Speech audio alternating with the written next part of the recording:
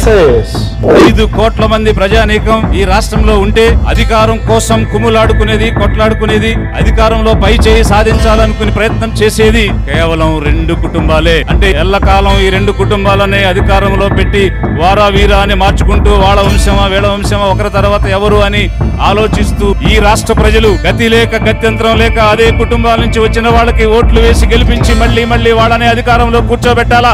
ఈ 5 కోట్ల మంది ప్రజల్లో దక్షత కలిగి, తెలివి కలిగి, జ్ఞానం కలిగి, పరిపాలించగలిగే సత్తా కలిగిన వాళ్ళు లేరా?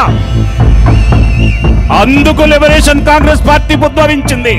చిరంజీవి గారు ప్రజారాజ్యం పార్టీ పెట్టారు, కాంగ్రెస్ లో మర్జ్ చేసేసారు. దేవేంద్ర గౌడ్ గారు నవ తెలంగాణ పార్టీ పెట్టారు, తెలుగుదేశం పార్టీ. సునీల్ కుమార్ గారు కూడా మెల్లిగా బీఆర్ఎస్ లో కలిసారు.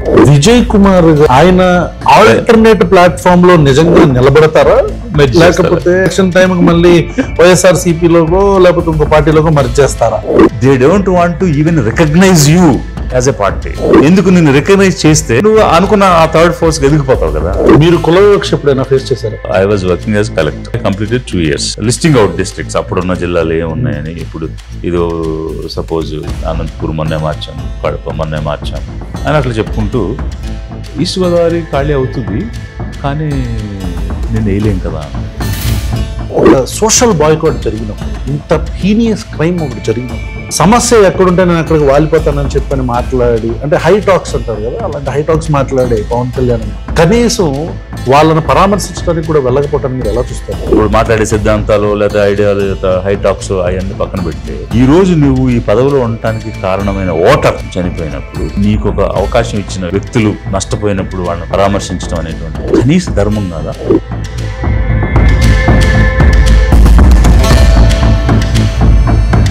ఈ పవన్ కళ్యాణ్ అనే వ్యక్తి సనాతని టర్న్ ఎలక్షన్స్ కి తర్వాత, అంటే గెలిచిన తర్వాత తీసుకోవడాన్ని సూడో సెక్యులర్ అనే ఒక పదం వాడతారు. మీరు ఎలా చూస్తారు? ఏ పదం దేనికి వాడుతున్నాడు, తెలియక వాడుతున్నాడా అనే ఫండమెంటల్ డౌట్ వస్తుంది నాకు. పవన్ కళ్యాణ్ అరెస్ట్ చేయొచ్చు ఆ స్టేట్మెంట్? లడ్డూలో కల్తీ జరిగింది అన్న స్టేట్మెంట్ గా ఆయన అరెస్ట్ చేయాలి. జగన్మోహన్ రెడ్డి గారి హయాంలో వెంజన్స్ పాలిటిక్స్ జరిగినాయి అని మీరు నమ్ముతున్నారా? నేనే చెప్పాను కదా స్వయంగా, స్వాతంత్రం సాధించాం కానీ పాలన సాధించలేదు. Let us unite, SC ST OBC minority OC పేదలందరూ రాజ్యాధికారంలో ప్రవేశిద్దాం, నిర్ణయం చేయగలిగే అధికారం సాధిద్దాం. ఈరోజు మన ప్రశ్నకు వచ్చిన గెస్ట్, హీఈస్ అన్ ఎక్స్-ఐఏఎస్. ఆయన కొత్తగా ఒక పార్టీని ఫ్లోట్ చేశారు. చెప్పటానికి సైద్ధాంతికంగా లిబరల్ సెక్యులర్ భావజాలం ఉన్న పార్టీ లాగా కనిపిస్తున్న ఆ పార్టీ విజయ్ కుమార్ గారిది. అయితే ఈ పార్టీ నిజంగానే లిబరల్గా సెక్యులర్గా వెళ్తుందా, లేదా ఇంతకు ముందు ఇదే పంథాలో వచ్చిన ఐఏఎస్ ఆఫీసర్ల పంథాలోనే విజయ్ కుమార్ గారు వెళ్తారా అనేది, అండ్ దాంతో పాటు ఈ రాష్ట్రంలో జరుగుతున్న ప్రస్తుత పరిస్థితుల మీద we have a podcast. Let's welcome our guest Vijay Kumar గారు. హలో సార్, నమస్తే. నమస్తే సార్, ఎలా ఉన్నారు?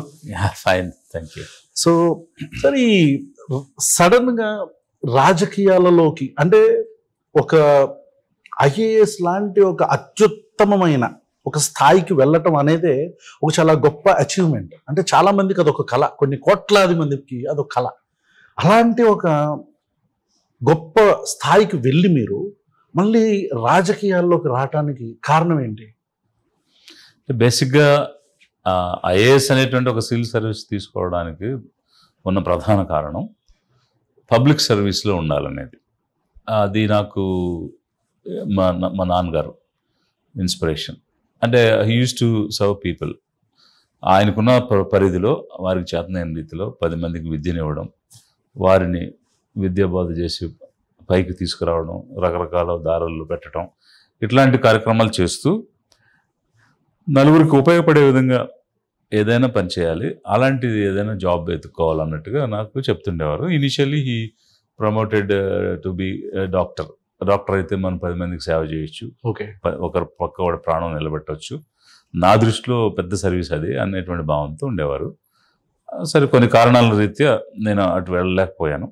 దెన్ ఐ స్టార్టెడ్ లుకింగ్, అంటే ఆయన అడిగినటువంటి కోరికను 10ంతలుగా తీర్చగలిగే అవకాశం ఇంకోటి ఏమైనా ఉందా అని ఆలోచించినప్పుడు, అలాంటి 10 మంది డాక్టర్లను కూడా కూర్చోబెట్టి ప్రజలకు మరిన్ని సేవలు ఇచ్చే అవకాశం ఎక్కడుందని అంటే ఈ ఐఏఎస్లో ఉందని తెలుసుకుని దానికి రావడం జరిగింది.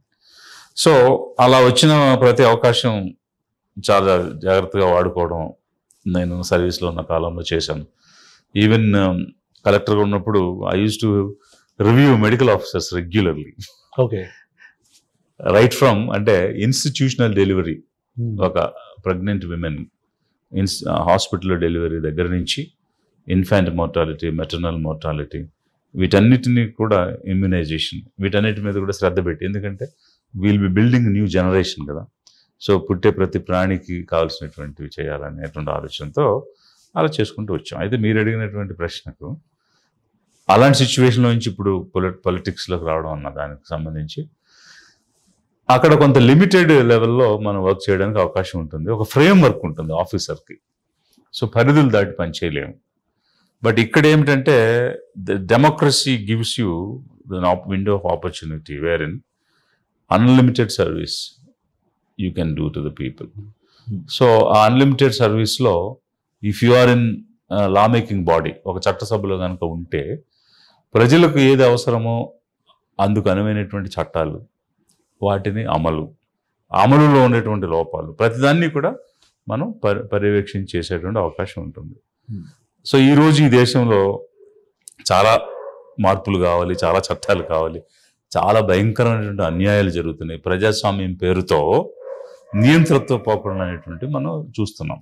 సో ఇలాంటి సందర్భంలో ఒకవైపు రాజకీయం అనేటువంటిది క్రైమ్ వైపు వెళ్ళిపోవడం ఒకవైపు అయితే, ఫ్యాసిజం వైపు వెళ్ళిపోవడం అనేది ఇంకోవైపు జరుగుతున్న సమయంలో ఈ వెనుకబడిన వర్గాలకు నిజమైనటువంటి పాలన ఇవ్వాలంటే, నిజమైన ఆదరణ ఇవ్వాలంటే, నిజమైన అభివృద్ధి ఇవ్వాలంటే తప్పకుండా ఒక రాజకీయ వేదిక అవసరం అన్న భావన ఎప్పటి నుంచో నడుస్తుంది నా అబ్జర్వేషన్లో. సో కాబట్టి ఎవరో వచ్చి చేస్తారని మనం ఎదురు చూడటం ఏంటి, ఆ పని మనమే చేయొచ్చు కదా అనేటువంటి ఆలోచనతో కొంత నర్చరింగ్ నా మైండ్లో జరిగిన తర్వాత then I took a stand. మీరు కుల వివక్ష ఎప్పుడైనా ఫేస్ చేశారా?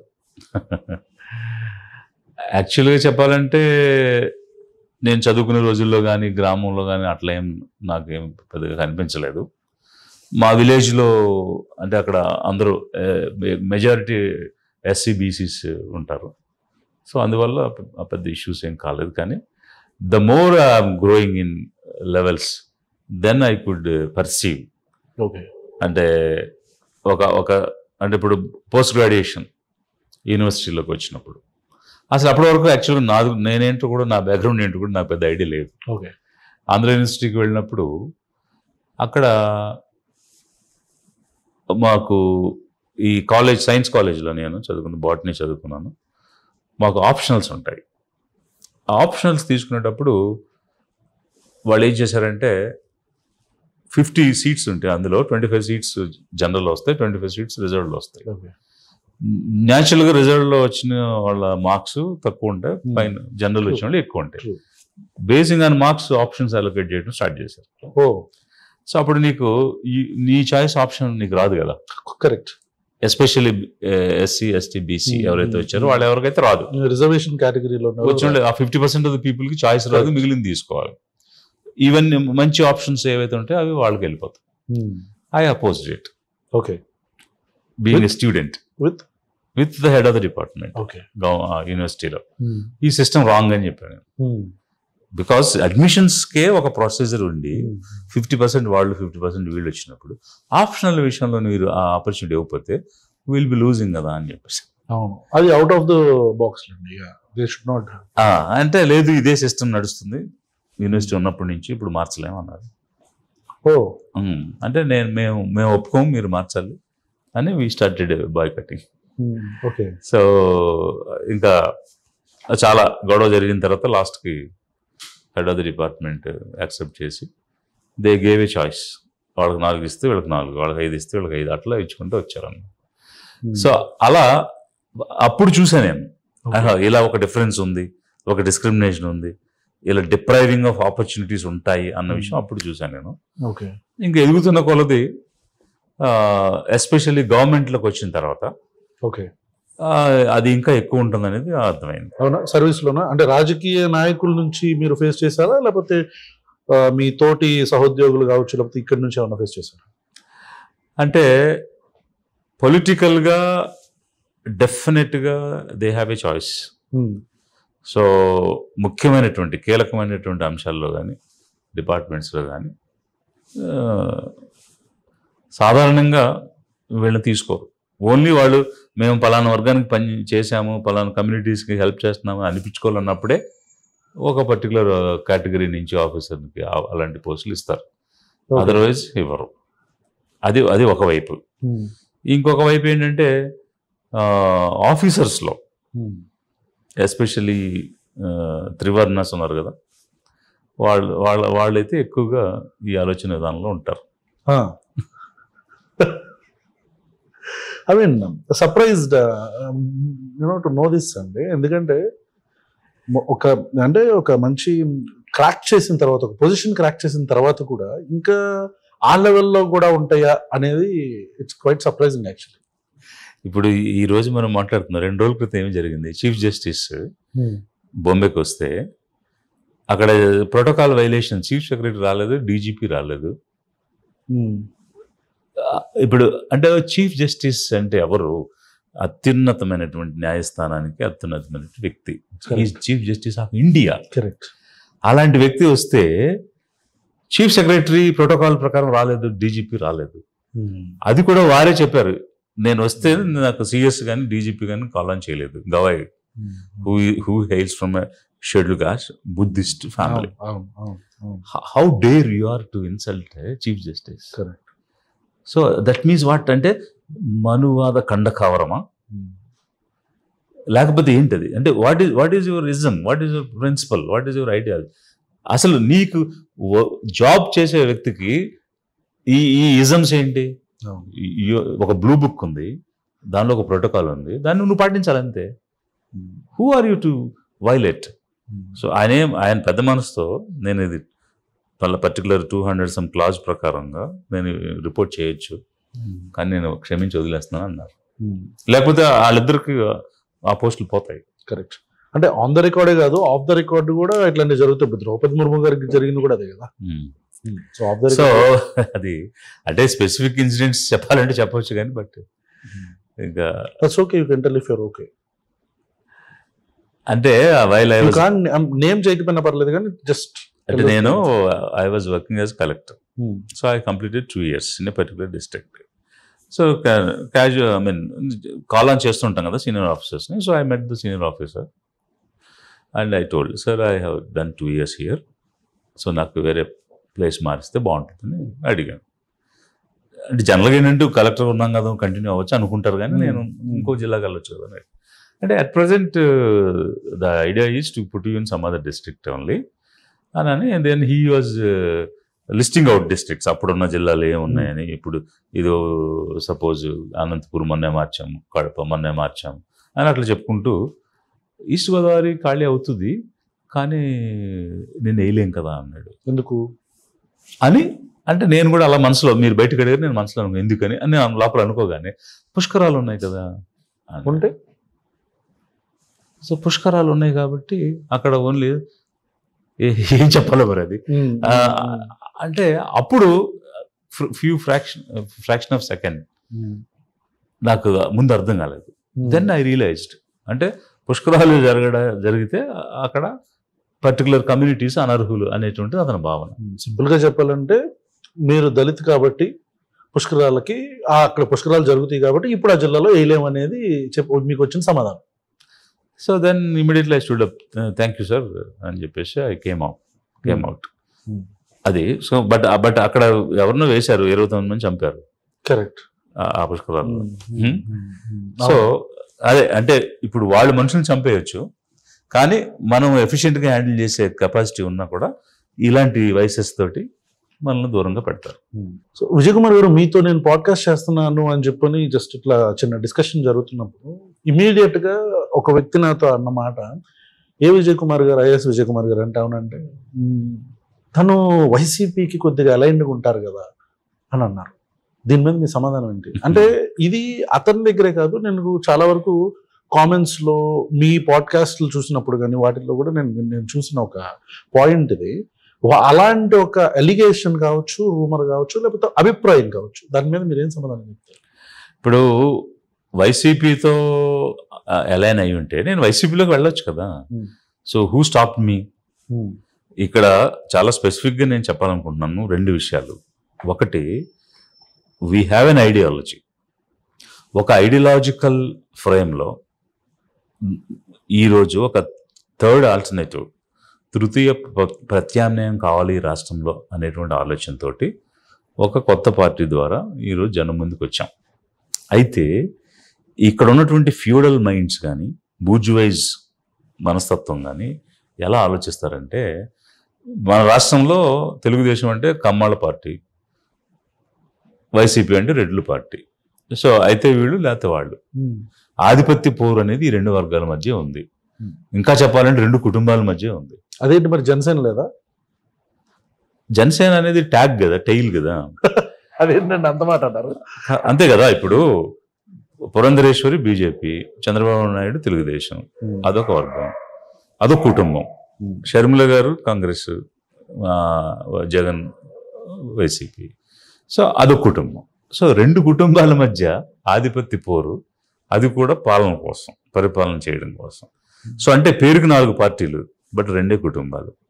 సో మీరు చెప్పిన వ్యక్తి ఇప్పుడు ఆ కుటుంబంలో ముందు నుంచి ఉన్న, అంటే ఆయన మీద ఒక అపవాదం ఉంది, ఏంటి చంద్రబాబు నాయుడు గారి వదిలిన అస్త్రమో బాణమో అని. అది షర్మిల గారు లేండి, చంద్రబాబు నాయుడు గారికి మంచి అదే అంటే ఈయన అవసరమైతే కలుస్తాడు, ఈయన వద్దంటే ఎదురుండి పోటీ చేస్తాడు, మళ్ళీ అవసరం అంటే లోపలికి వస్తాడు. అదే కదా జరిగింది. అంటే 14 చూసాం, 19 చూసాం, 24 చూసాం.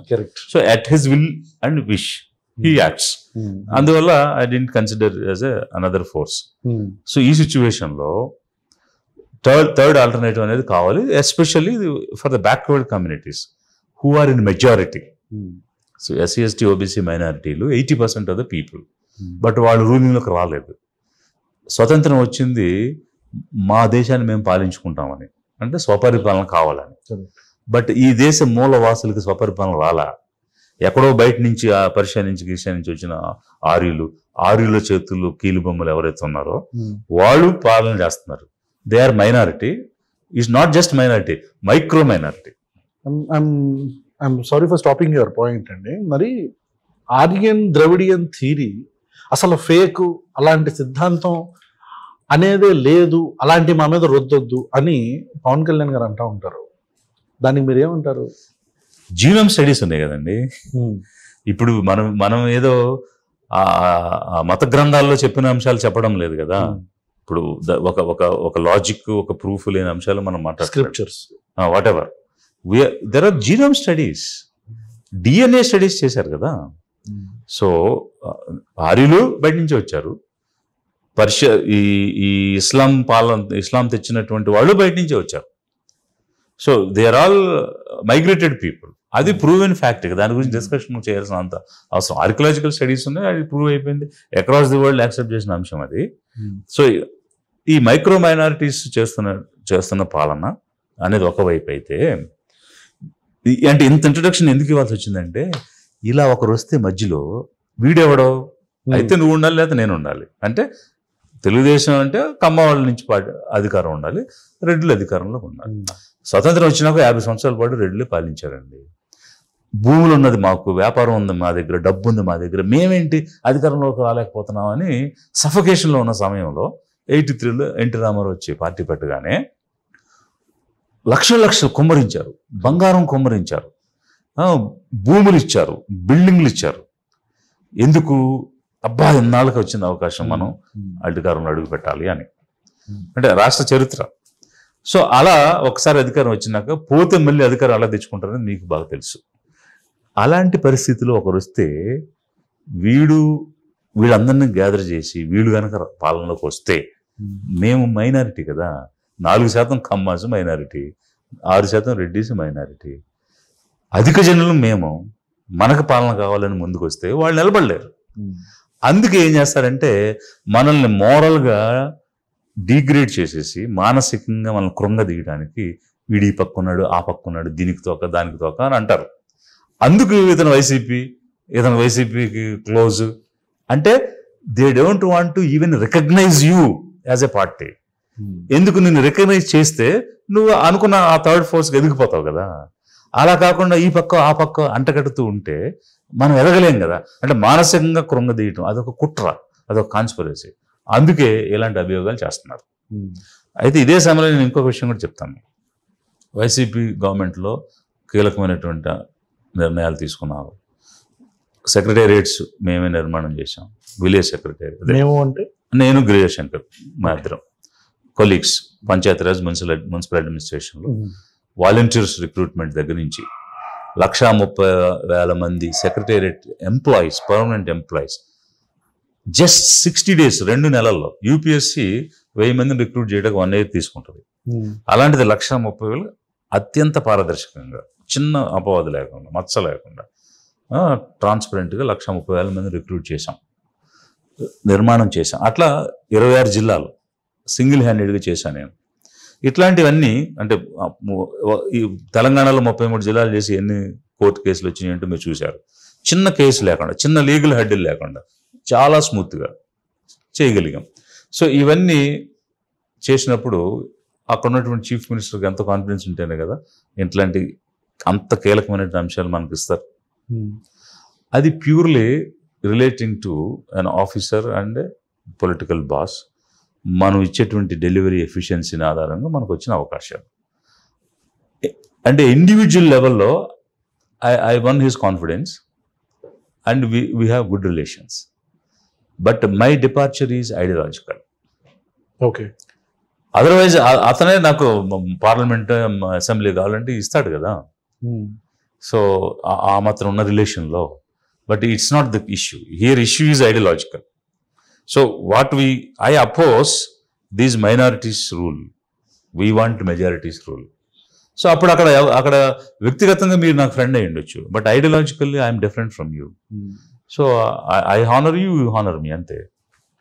అయితే ఇట్లా సర్వీస్లో కొన్ని సంవత్సరాలు ఉండి బయటకు వచ్చేసిన మనకి ఎగ్జాంపుల్స్ జయప్రకాష్ నారాయణ గారు కావచ్చు, జేడి లక్ష్మీనారాయణ గారు కావచ్చు, ఆర్ఎస్ ప్రవీణ్ కుమార్ గారు కావచ్చు, ఇట్లా మనం పేరు చెప్పుకుంటూ వెళ్తే ఇండియా వైడ్ చాలా మంది ఉన్నారు. అంటే రాజకీయాల మీద ఆసక్తి ఉండో, లేకపోతే పదవంటే ఇష్టం ఉండో, మొత్తానికి రాజకీయాల్లోకి వచ్చి ఐడియాలజికల్గా చాలా గొప్ప మాటలు చెప్పిన వాళ్ళు చాలా మంది ఉన్నారు. అయితే పబ్లిక్లో విజయ్ కుమార్ గారు ఇట్లా సర్వీసెస్ నుంచి బయటకు వచ్చి ఒక మంచి ఐడియాలజికల్ స్టేట్మెంట్స్ ఇస్తూ ప్రజల కాన్ఫిడెన్స్ని తీసుకోవటంలో మాత్రం వీళ్ళు ఫెయిల్ అయ్యారు అనేది నా అభిప్రాయం. వీళ్ళు ఎందుకు ఫెయిల్ అయ్యారు? ఒకవేళ మీరు ప్రజల్ని దీని నుంచి పక్కకి తీసుకొచ్చి మీరు మెప్పించగలరని మీరు అనుకుంటున్నారు?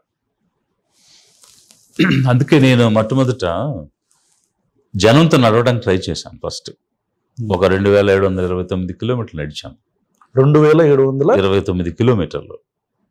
ఓ సీరియస్లీ నడవటం అంటే నిజంగా నడవటమే. ఇప్పుడు మన ఈయన మినిస్టర్ గారు లోకేష్ గారు చేసిన పాదయాత్ర కాదు.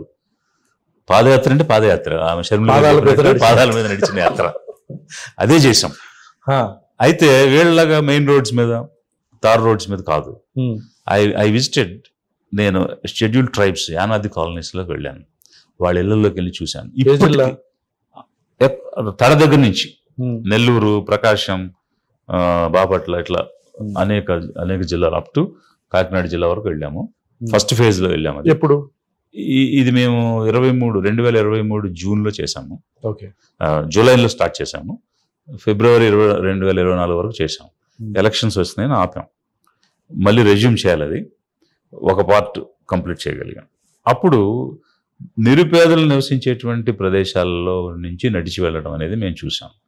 అంటే ఇప్పుడున్నటువంటి ఆధిపత్య వర్గాల పార్టీలు వాళ్ళు ఎక్కడ నడిచినా జనం వెనకాల వెళ్తారు, జనం తెచ్చుకోగలరు, మెప్పించి, అంటే అదే ఆ డబ్బుతోనో ఇంకో దాంతోనో.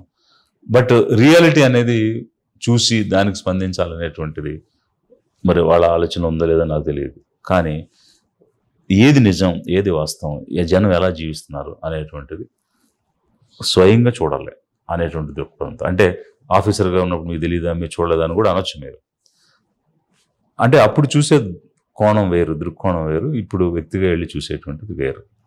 అలా ఒక స్వానుభవం తోటి నడవడం అనేటువంటిది జరిగింది. క్రమం ఒకటైతే ఇప్పుడు జనం ఏం కోరుకుంటున్నారు, జనం ఏం కోల్పోయారో అది గ్రహించి పనిచేయడం వేరు, ఏదో పొలిటికల్గా ఒక పార్టీతో వచ్చేసి మనం హడావిడిగా చేసేస్తాము అని అనుకుని రావడం వేరు. మరి గతంలో వచ్చిన వాళ్ళు ఏ దృష్టితో వచ్చారు, ఎందుకు వాళ్ళు ఫెయిల్ అయ్యారు అనేటువంటిది వాళ్ళు చెప్పగలుగుతారు. బట్ నేనైతే ఒక కాంక్రీట్గా, ఒక నిర్మాణాత్మకంగా, కన్స్ట్రక్టివ్ వేలో వెళ్ళాలి.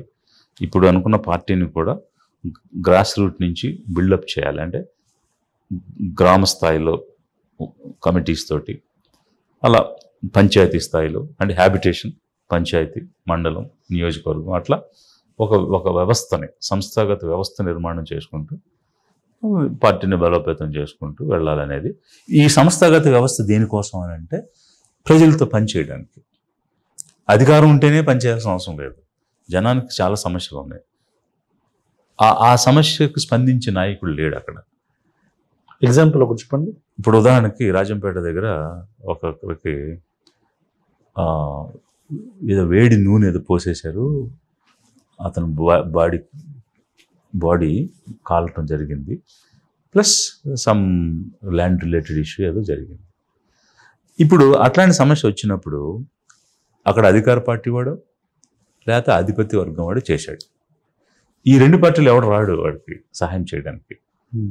అక్కడ ఏం కావాలంటే ఇమ్మీడియట్గా మెడికల్ ఎయిడ్ కావాలి. నెక్స్ట్ ఒక లీగల్ సర్వీస్ కావాలి. అతను తీసుకెళ్ళి పోలీస్ స్టేషన్లో ఒక ఎఫ్ఐఆర్ ఫైల్ చేయించాలి.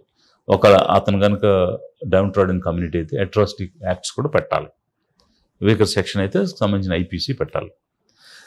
అంటే మెడికల్ సర్వీస్ కావాలి, లీగల్ సర్వీస్ కావాలి, ల్యాండ్ అంటే రెవెన్యూ డిపార్ట్మెంట్కి రిలేటెడ్ కావాలి.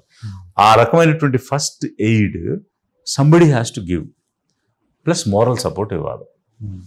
అది ఎప్పుడైతే మనం ఇచ్చామో ఆ తర్వాత కోర్స్ ఆఫ్ యాక్షన్ అనేది అతను చేసుకోవాలి. ఇక బట్ దట్ ఇనిషియల్ థ్రస్ట్ అనేటువంటిది అటెండ్ అవ్వాలి. ఎవడైతే దగా చేశాడో, మోసం చేశాడో, ఎవడైతే హాని చేసి దాడి చేశాడో వాడు సపోర్ట్ చేయడు కదా. వాడి అధికార పార్టీ అండదండలు ఉంటాయి. సో వాళ్ళు ఎట్లా వస్తారు? చేయరు కదా. మరి ఎవరు ఆదుకుంటారు? ఒకవేళ కమ్యూనిటీ అయితే ప్రతిపక్షం కూడా రాదు, వాళ్ళ కమ్యూనిటీ అయితే. అట్లాంటి సిచ్యువేషన్లో ఎవరు వీళ్ళకి ఆదరవు? ఈ పనులు చేయాలి. కాబట్టి నేను గ్రాస్ రూట్ నుంచి ఒక నాయకత్వాన్ని అభివృద్ధి చేయాలి, వాళ్ళకి శిక్షణ ఇవ్వాలనేటువంటి ప్లాన్లో ఉన్నాం. సో వాళ్ళందరికీ కూడా సర్వీస్ మీద శిక్షణే కాదు, చట్టాల మీద, చట్ట పరిధిలో మనం ఎంత మేరకు వెళ్ళి పని చేయొచ్చు అనే అంశాల మీద, వాలంటీరిజం మీద, వీటన్నిటి మీద కూడా కంటిన్యూస్గా ట్రైనింగ్స్ ఇచ్చి వాళ్ళని డెవలప్, అంటే ఒక సోషల్ క్యాపిటల్ బిల్డ్ చేయాలనేది నా ఉద్దేశం through party. This social capital will be invested with the people, సొసైటీకి వీళ్ళు ఇన్వెస్ట్మెంట్గా ఉంటారు. That's why I'm saying capital.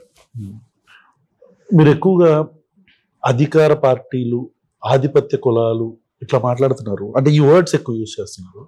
Me party సిద్ధాంతం ఏంటి? మీరు అధికార పార్టీకి, ఐ మీన్ ఆధిపత్య కులాలకు వ్యతిరేకమా? 100%. నేను ఇప్పుడు చెప్పాను కదా మీకు, మైక్రో మైనారిటీ ఈ దేశాన్ని, ఈ దేశ రూలింగ్ని డిక్టేట్ చేస్తుంది. ఓకే, అది మీరు కాంగ్రెస్ రూల్ జరిగింది కొన్ని సంవత్సరాలు, ఇప్పుడు బీజేపీ రూల్ జరుగుతుంది. బట్ కాంగ్రెస్ని స్థాపించింది అదే మైక్రో మైనారిటీ, బీజేపీ నడిపిస్తుంది కూడా అదే మైక్రో మైనారిటీ. ఈ సిద్ధాంతాలను తెచ్చింది కూడా వాళ్లే. ఏమిటా సిద్ధాంతం అంటే 90% మంది ప్రజల్ని సేవలు చేస్తూ బ్రతకమని చెప్పారు.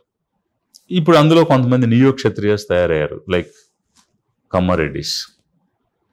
సో వాళ్ళు ఇప్పుడు అంటే ఆ క్షత్రియుల రోల్లోకి వీళ్ళు వచ్చారు. సో కొన్ని ఎదిగినటువంటి communities. But the 80% of the people are still under rule, పాలితులుగానే ఉంటున్నారు. అందులోనూ అత్యధికంగా పేదలుగా ఉన్నారు. మనం చేసే చట్టాలు రోజు మాట్లాడేది పేదవాళ్ళ గురించి, ప్రతి ప్రభుత్వం మాట్లాడేది పేదల గురించి. ఆ పేదలకి మేము ఈ పథకాలు ఇస్తాం, అవి ఇస్తాం చెప్పి అధికారంలోకి వస్తున్నారు. నేనేమంటానంటే, నువ్వు ఇచ్చేది ఏంటి? అసలు నీకేం తెలుసు పేదరికం గురించి?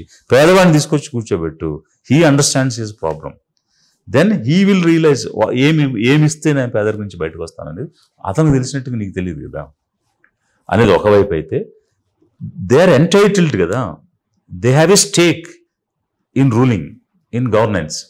కాబట్టి ఆ పేదవాళ్ళని అధికారంలో భాగస్వాములు చేయాలన్నదే మా యొక్క ఆలోచన విధానం. ఇర్రెస్పెక్టివ్ ఆఫ్ క్యాస్ట్, అంటే SC, ST, OBC, minority, even OC పేదలను కూడా మేము అధికారం వైపు తీసుకురావాలనేది మా ఆలోచన. అంటే కులానికి నాయకత్వానికి చాలా తేడా ఉంటుంది కదా. అంటే ఒక కులంలో ఈ నాయకుడు ఉంటాడనో లేకపోతే ఈ కులంలో నాయకుడు ఉండడనో ఏం ఉండదు కదా. అది వ్యక్తిత్వం కదా, కాదంటారా? సో ఇప్పుడు అప్రెస్డ్ కమ్యూనిటీస్ నుంచి నాయకుడు ఉన్నాడా, లేకపోతే మీరు చెప్తున్న ఆధిపత్య వర్గాల నుంచి నాయకుడు ఉన్నాడా అనేది పక్కన పెడితే, కులం ఏదైనా కానీ నాయకత్వ లక్షణాలు ఉంటేనే కదా నాయకుడు, కాదంటారా? సో అప్పుడు మరి ఇంత మెజారిటీ ఉన్నారు కాబట్టి వీళ్ళలో ఎక్కువ నాయకులు, తక్కువ ఉన్నారు కాబట్టి తక్కువ నాయకులు. అంటే like how do you define this leadership? Leadership అనే దగ్గర ఆగలేదు కదా. నేను ఇంతకుముందు చెప్పింది ఏంటంటే, వీళ్ళందరినీ కూడా సోషల్ క్యాపిటల్గా బిల్డ్ చేద్దాము, so that they can serve their own community అనేటువంటిది ఒకటి చెప్పాను. అది ఒక ఎత్తు అయితే, ఈ పేదలు ఆ అధికారంలో భాగస్వాములు ఎందుకు కాకూడదు? ఇప్పుడు ఎవడో వచ్చి భిక్షం ఎందుకు వేయాలి? భిక్షం తీసుకునే పరిస్థితులు ఎందుకు ఉండాలి? Because these resources belongs to everybody in this country కదా. సో ఆ సిచ్యువేషన్లో మా రిసోర్స్ని ఎలా ఉపయోగించుకోవాలి, వినియోగించుకోవాలి అనే నిర్ణయం పేదవాళ్ళు ఎందుకు చేయకూడదు? So my point is, decision making power, నిర్ణయాధికారం కలిగిన రాజ్యాధికారం కావాలి, అది పేదలకి అన్నదే మా కాన్సెప్ట్. ఆంధ్రప్రదేశ్ రాష్ట్ర ఉప ముఖ్యమంత్రి శ్రీ కొణిదెల పవన్ కళ్యాణ్ గారు ప్రాతినిధ్యం వహిస్తున్న పిఠాపురం నియోజకవర్గంలో ఒక దారుణమైన సంఘటన జరిగింది. మల్లం అనే గ్రామంలో నేను సొంతగా గ్రౌండ్ రిపోర్టింగ్ కోసం వెళ్ళాను అక్కడికి నా టీంతో పాటు. వెళ్తే అక్కడ చాలా దారుణమైన విషయాలు. మీరు ఆ న్యూస్ని చూసారా? మీ వీడియోస్లో చూసా నేను. మీరు దాని మీద చాలా ఖండిస్తూ వీడియోలు పెట్టారు. సో అసలు ఆ మల్లం ఇష్యూ మీద మీ అభిప్రాయం చెప్పండి. నేను వెళ్ళాను, ఆ సురేష్ కుటుంబం కూడా చూశాను. చనిపోయిన వ్యక్తి సురేష్, భార్య, పిల్లలు ఇద్దరు ఉన్నారు. సో గ్రామస్తులతో కూడా, సర్పంచ్తో కూడా మాట్లాడాను. అక్కడ సాంఘిక బహిష్కరణ అనేటువంటి జరిగింది. Sir, I'm stopping you. I have to add one more question to this. మొత్తం సిస్టమ్ ఫెయిల్ అయింది ఇక్కడ. ఆ ఇష్యూలో సిస్టమ్ మొత్తం ఫెయిల్ అయిందని నాకు అనిపించింది. No you please answer. సాంఘిక బహిష్కరణ అనేటువంటి జరిగింది. సాధారణంగా అంటే ఇక్కడ రెండు విషయాలు జరిగాయి. ఒకటి, కరెంట్ షాక్ కొట్టి సురేష్ చనిపోయాడు. రెండు, ఈ అంశం గురించి వాళ్ళు ఆ ఇంటి యజమాని అడిగారు. అడిగినప్పుడు వాళ్ళు కూడా పెద్ద రిచ్ ఫ్యామిలీ ఏం కాదు, ఒక మిడిల్ క్లాస్ ఫ్యామిలీ. సో దాని మీద కాంపెన్సేషన్ అడిగినప్పుడు వీళ్ళు ఆ కుటుంబం లైవ్లీహుడ్ లేకుండా పోతుంది కదా, బ్రెడ్ విన్నర్ని కోల్పోయింది అనేటువంటి అంశం మీద, సరే మొత్తం మీద గ్రామస్తులందరూ కూర్చొని 2,75,000కి ఇవ్వాలని వాళ్ళు నిర్ణయం చేశారు. అంతవరకు బాగానే ఉంది. అదైన తర్వాత ఏమైందంటే 75,000 ఎంతో ఇచ్చారు, మిగిలిన డబ్బు ఇవ్వలేదు. ఈలోపు వాళ్ళు ఒక కాన్స్పిరసీ చేసి, వీళ్ళు ఇట్లా చేస్తా ఉన్నారు, వీళ్ళకి ఒక ట్రీట్మెంట్ ఇవ్వాలని అనుకుని కాపు పెద్దలందరూ, సోషల్ ఫ్యాబ్రిక్ ఎలా ఉందంటే, ఒక 3,000 పాపులేషన్ కాపుస్ ఉన్నారు, ఒక 1,500 షెడ్యూల్ కాస్ట్ పాపులేషన్ ఉన్నారు. షెడ్యూల్ కాస్ట్లో 2 కమ్యూనిటీస్ ఉన్నారు. సో అయితే వాళ్ళ మెజారిటీ, వీళ్ళు మైనారిటీ. వాళ్ళందరూ కలిసి ఒక నిర్ణయం తీసుకుని, వీళ్ళకి ఇంకా రేపటి నుంచి మనం ఏమి అందకుండా చేద్దామని ఒక బాయ్కాట్ చేశారనేది అక్కడ నేను గ్రామానికి వెళ్ళి మాట్లాడినప్పుడు వాళ్ళు ఇచ్చిన ఫస్ట్ హ్యాండ్ ఇన్ఫర్మేషన్.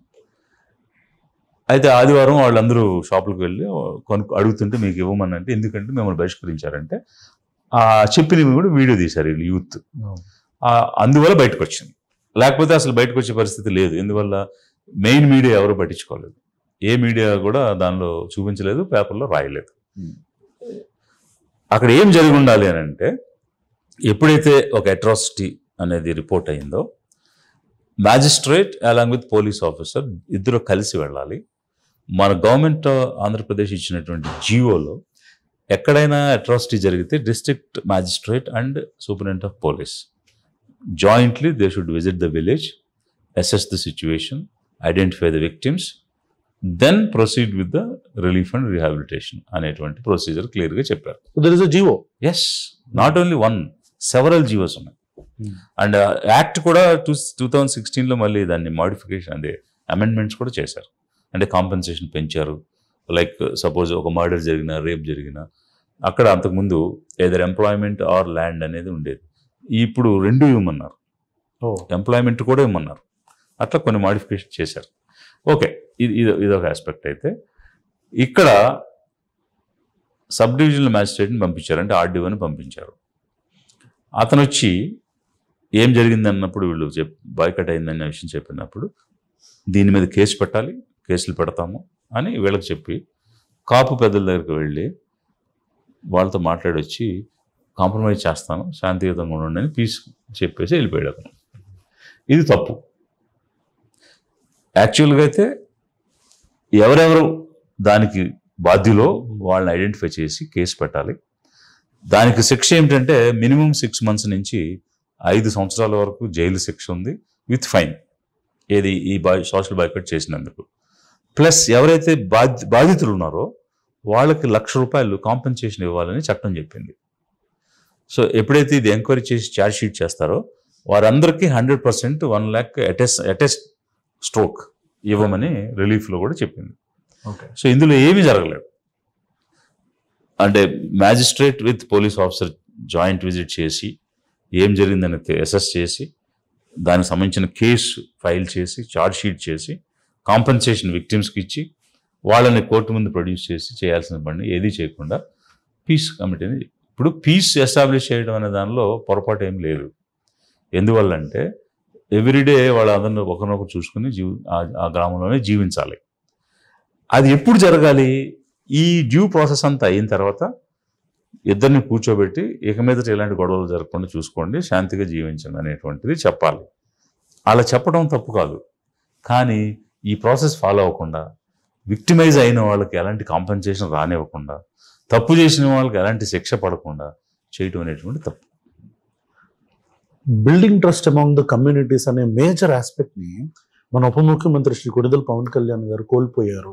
ఈ ఇష్యూలో కనీసం బాధితుల దగ్గరికి వెళ్ళి మాట్లాడకుండా, పిలిపించి మాట్లాడకుండా, అంటే ఒక సోషల్ బాయ్కాట్ జరిగినప్పుడు, ఇంత హీనియస్ క్రైమ్ ఒకటి జరిగినప్పుడు సమస్య ఎక్కడుంటే నేను అక్కడికి వాలిపోతానని చెప్పని మాట్లాడి, అంటే హై టాక్స్ అంటారు కదా, అలాంటి హై టాక్స్ మాట్లాడే పవన్ కళ్యాణ్ అనే వ్యక్తి కనీసం వాళ్ళని పరామర్శించడానికి కూడా వెళ్ళకపోవటాన్ని మీరు ఎలా చూస్తారు?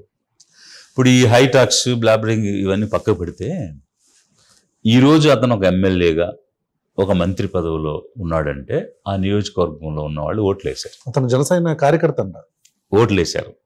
అలా ఓట్లు వేయించిన వాళ్ళు ఈ చనిపోయిన సురేష్ అక్కడికి వెళ్తే వాళ్ళు ఏం చెప్పారు తెలుసా? మాకు ఏ ఇన్సూరెన్స్ లేదు, మాకు ఏ స్కీము లేదు, ఉన్నదల్లా ఒకటే ఇదిగో ఈ ఐడెంటిటీ కార్డు. ఈ ఐడెంటిటీ కార్డు వల్ల ఏంటంటే సభ్యత్వం ఉంది, క్రియాశీలక సభ్యుని కాబట్టి పార్టీ నుంచి వచ్చే ఇన్సూరెన్స్ ఏదైనా ఉంటే, అంటే వాళ్ళు ఇన్సూరెన్స్ కంపెనీ కట్టి కనుక ఇతని పేరు మీద కట్టుంటే ఆ కంపెనీ ఇచ్చే డబ్బు తప్ప మాకేం రాదని చెప్పారు వాళ్ళు. సో అంత కోర్ కార్యకర్త చనిపోతే ఈరోజు నువ్వు ఈ పదవిలో ఉండటానికి కారణమైన ఓటర్ చనిపోయినప్పుడు కనీస ధర్మం కాదా? నీకు ఒక అవకాశం ఇచ్చిన వ్యక్తులు నష్టపోయినప్పుడు వాళ్ళని పరామర్శించడం అనేటువంటిది. మిగిలినటువంటి అన్ని పక్కన, ఇప్పుడు మాట్లాడే సిద్ధాంతాలు లేదా ఐడియాలు లేదా హైటాక్స్ అవన్నీ పక్కన పెడితే ఒక వ్యక్తిగా, ఒక ఎమ్మెల్యేగా మీ కనీస బాధ్యత అది. దానికి తోడు మీరు పదవిలో ఉన్నారు. నేనేమంటానంటే ఇప్పుడు పెహల్గామ్ టెర్రరిస్ట్ అటాక్లో మధుసూదన్ అనే వ్యక్తి చనిపోయాడు. ఓకే, అతను ఒక సాఫ్ట్వేర్ ఇంజనీర్, బెంగళూరు జాబ్ చేసుకున్నాడు, ₹1,00,000 సంపాదించుకున్నాడు, is a bread winner, but it's an accidental death. Simhachalam టెంపుల్లో గోడకు చనిపోయారు, ఇట్స్ అన్ యాక్సిడెంటల్ డెత్. ఈ సురేష్ కరెంట్ షాక్ తగిలి చనిపోయాడు, ఇది కూడా యాక్సిడెంటల్ డెత్. మన రాష్ట్రంలో ఇన్ని రకాలుగా ప్రాణాలు పోయినప్పుడు, పోయిన ప్రాణాలు అందరూ బ్రెడ్ విన్నర్సే, అందరు ప్రాణాలకు విలువ అదే కదా.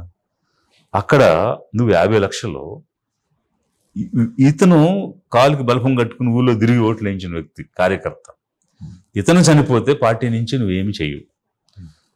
ఎక్కడో బెంగళూరులో ఉద్యోగం చేసుకుంటూ చనిపోతే కేవలం మీ కమ్యూనిటీ కాబట్టి మీరు 50 లక్షలు ఇచ్చారని అంటాను. మీరు నమ్ముతున్నారా? మీరు ఇచ్చారు, నేను అప్రిషియేట్ చేస్తున్నా. ఎందుకు? ఒక టెర్రరిస్ట్ అటాక్లో బ్రెడ్ విన్నర్ చనిపోయాడు, మానవతా హృదయంతో నేను వెళ్ళి సపోర్ట్ చేశానన్న దానికి వి సాల్యూట్. బట్ అదే మానవతా హృదయం నీ కార్యకర్త చనిపోతే ఏమైంది? ఎందుకు నువ్వు డిఫరెన్షియేట్ చేసావు? మీ కమ్యూనిటీ కాదనా? అదర్వైజ్ నీకు రీజన్ ఉంటే చెప్పు. ఏ రీజన్ వల్ల మీరు డిఫరెన్షియేట్ చేసి కనీసం 25 లక్షలు సింహాచలం టెంపుల్లో చనిపోయిన వాళ్ళకి గవర్నమెంట్ 25 లక్షలు ఇచ్చింది. నువ్వు గవర్నమెంట్లో ఉన్నావు కదా, మరి గవర్నమెంట్లో కనీసం యాక్సిడెంటల్గా చనిపోయిన వ్యక్తి నా నియోజకవర్గం వాడు, ఆయనకు కూడా 25 లక్షలు ఇవ్వండి అని అడిగి మీ గుడ్ ఆఫీస్ వాడి ఎందుకు నీ కార్యకర్తకి డబ్బులు ఇవ్వలేకపోయావు? Why this discrimination, why the difference? మీ దగ్గర లాజిక్ ఉంటే చెప్పండి, ఆన్సర్ ఉంటే చెప్పండి. అంటే నా ఆన్సర్ ఏంటంటే అవ్వక మొత్తానికి 2009 నుంచి ట్రై చేసి పొత్తులు పెట్టుకొని సిద్ధాంతాలు మార్చుకొని ఎమ్మెల్యే అయిన పవన్ కళ్యాణ్ అనే వ్యక్తి నియోజకవర్గంలో ఇట్లా జరగడం అనేది ఆయన రాజకీయ చరిత్రకి ఒక బ్లాక్ మార్క్ అయిపోతుందేమో ఇష్యూని అడ్రస్ చేస్తే అని ఈ గట్టు పంచాయతీ చేసి దీన్ని సప్రెస్ చేశారని నా అభిప్రాయం. ఇప్పుడు యూ కెనాట్ డిక్టేట్ ఇంకా 5 సంవత్సరాలు ఏం జరగబోతుంది ఎలా చెప్తాము? ఇప్పుడు అక్కడ అంటే సందర్భం వచ్చింది, డిస్కషన్ వచ్చింది కాబట్టి నేను చెప్తున్నాను. నేను అక్కడికి వెళ్తే వాళ్ళు ఏం చెప్పారంటే ఈ కమ్యూనిటీలో ఉన్న ప్రతి ఒక్కడో మినిస్టర్ లాగా ప్రతి ఒక్కడు ఇట్లా ఫీల్ అయిపోతున్నారు సార్ అని చెప్పారు వాళ్ళు. ఆ గ్రామమే కాదు, ఆ పిఠాపురం కానీ చుట్టుపక్కల గ్రామాలకు కానీ వెళితే అంటే ఈ పర్సే హోల్సేల్గా ఈ కమ్యూనిటీకి పవర్ వచ్చేసింది అన్నట్టుగా ఫీల్ అయిపోతున్నారు.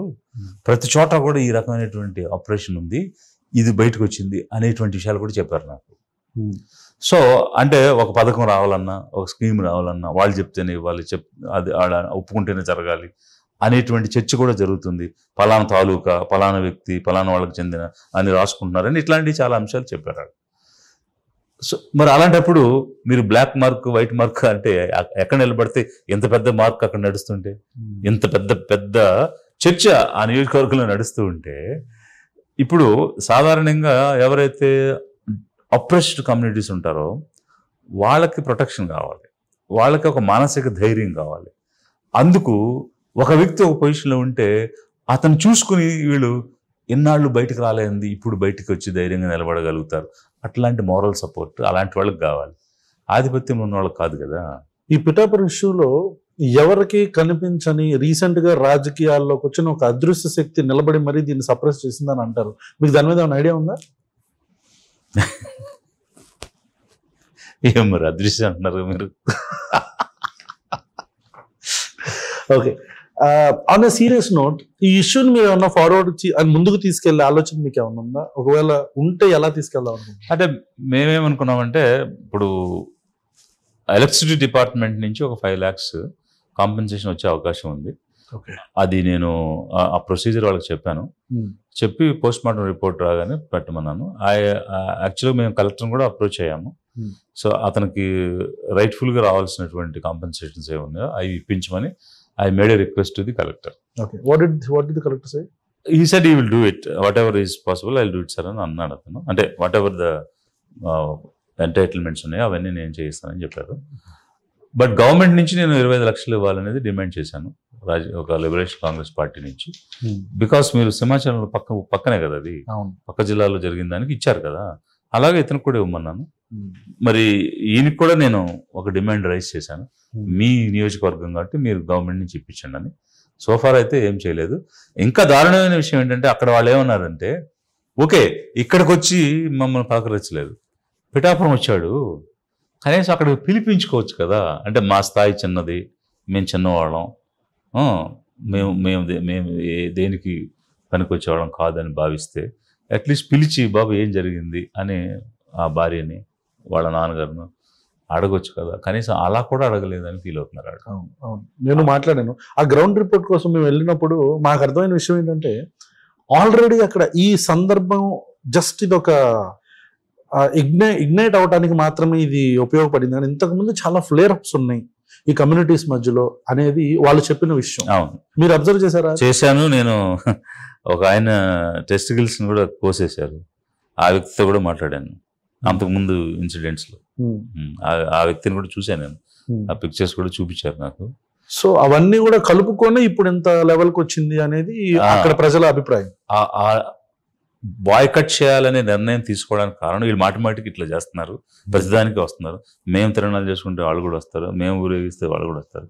ఏంటి వీళ్ళని కంట్రోల్లో పెట్టాలి, వాళ్ళ స్థాయి చూపించాలి, కాబట్టి ఇలా చేద్దాం అనే culmination of all the events what you have observed.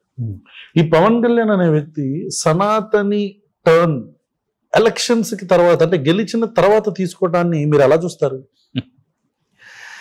ఇప్పుడు నేనేమనుకుంటున్నానంటే అసలు సనాతన్ అంటే అర్థం తెలియదేమో అని అనుకుంటున్నాను నేను ఆయనకి. తెలుసుంటే గనక, అంటే తెలుసుండి గనక మాట్లాడాడంటే క్షమించరాని విషయం అది. అందుకే నేనేం అడిగానంటే, you please define what is Sanatana Dharma. మీరు సనాతన ధర్మాన్ని డిఫైన్ చేస్తే ఏ ధర్మం గురించి మీరు మాట్లాడుతున్నారో మేము అర్థం చేసుకోగలుగుతాం. మీరు సనాతన అంటే ఇక్కడ ఒక ఫండమెంటల్ పాయింట్ ఉంది రావణ్ గారు. ఏంటంటే సనాతన అనే దానికి గూగుల్ కానీ డిక్షనరీ కానీ ఇచ్చే మీనింగ్ ఏంటంటే ఎటర్నల్, పర్మనెంట్. ధర్మం అనేది పర్మనెంట్గా ఎలా ఉంటుంది? Basic question. ఇప్పుడు ఒక 1000 సంవత్సరాల క్రితం ఉన్న ధర్మం అలాగే ఇప్పుడు ఉండటానికి అవకాశం ఉండదు కదా. సో ధర్మం cannot be constant, but there are certain principles, emotions which are constant. దానికి ఎగ్జాంపుల్ ఏంటంటే లవ్, ఇట్స్ పర్మనెంట్. ప్రేమ అనేది సనాతన ధర్మం అంటే నేను ఒప్పుకుంటాను. పక్కవాడికి సహాయం చేయడం సనాతన ధర్మం అంటే నేను ఒప్పుకుంటాను. So there are principles which నిజం, ట్రూత్, సనాతన ధర్మం అంటే ఒప్పుకుంటాను. Because truth never changes. ఇప్పుడు సూర్యుడు తూర్పు నుంచి ఉదయిస్తాడు అనేది సనాతన ధర్మం అంటే ఒప్పుకుంటాను. ఓకే, అది కాబట్టి please you define what is సనాతన ధర్మం అని అడిగా నేను. ఒకవేళ అంటే మనకి ఇప్పుడు తెలిసిన స్క్రిప్చర్స్ ప్రకారం ఆ మను 3వ చాప్టర్లోనో ఎక్కడో రాసి ఉన్నాడు ఏది సనాతన ధర్మం అని. అది కనుక సనాతన ధర్మాన్ని నువ్వు పాటిస్తే ఫస్ట్ పలుగు పారబట్టుకుని పొలానికి పో, సినిమాలు వేయడం మానేయాలి. బికాజ్ నీకు ఇచ్చిన ఆక్యుపేషన్ అది కాదు కదా సనాతన ధర్మం. సో ఇప్పుడు నీకేం ఆక్యుపేషన్ ఇచ్చిందో అది చేయాలి కదా, అది సనాతన ధర్మం. అందుకే డిఫైన్ చేయమంటున్నా. అతనికి అర్థం తెలిసి ఉంటే మరి అది మాట్లాడాడంటే అప్పుడు అసెస్ చేయాలి ఆయన ఏంటనేది మనం. అంటే తెలుసుండే ఇప్పుడు ఈ మనువు ప్రతిపాదించిన సనాతన ధర్మం ఏదైతే ఉందో దాన్నే నేను సనాతన ధర్మం అంటున్నాడు అని అంటే then we have to assess his brain and assess his. So బేసిక్గా ఇవన్నీ తెలియదు కాబట్టి ఆయన అనేస్తున్నాడు అనేది మేము అనుకుంటున్నాను నేను. ఎందుకంటే అతను అంటే అంత మరి ఏమో ఎలా అంత కల్మషంతో ఉండే వ్యక్తి కాదని అనుకుంటున్నాను నేను. ఈ తిరుపతి లడ్డు విషయంలో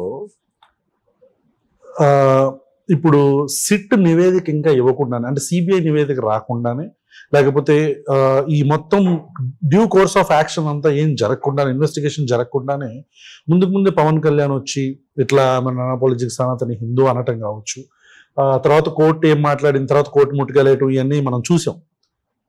అయితే దీన్ని రాజకీయంగా ఫ్లేరప్ చేయటానికి కావచ్చు, ప్రజలలో ఒక లేని విషయం గురించి ఎమోషన్ని రేస్ చేయటంలో కావచ్చు, ఈ పవన్ కళ్యాణ్ అనే వ్యక్తి సక్సెస్ అవటం పక్కన పెడితే వైఎస్ఆర్సీపీ కావచ్చు, ప్రతిపక్షాలు కావచ్చు, ఈవెన్ మీరు కూడా ఇంకోటి రాజకీయాల్లో ఉన్నారు కాబట్టి అడుగుతున్నారు, మీరు అందరూ కూడా రాజకీయ పార్టీలుగా ప్రతిపక్షాలుగా దీన్ని వాళ్ళని తూర్పార పట్టడంలో మీరు అందరూ ఫెయిల్ అయ్యారు అనేది మా అభిప్రాయం. మీరేమంటారు? మేము ట్రూత్ అండ్ నెయిల్ అపోజ్ చేశాము. We have brought in to the public domain. ఏమంటే ఫస్ట్ ఆఫ్ ఆల్ అసలు లడ్డూలో కల్తీ జరిగింది అన్న స్టేట్మెంట్గా ఆయన అరెస్ట్ చేయాలి. ఎలా చెప్తాను కల్తీ జరిగింది అన్నావంటే నువ్వు తప్పు మాట్లాడినట్టే. Because nobody knows. So Pawan Kalyan arrest చేయొచ్చు ఆ స్టేట్మెంట్.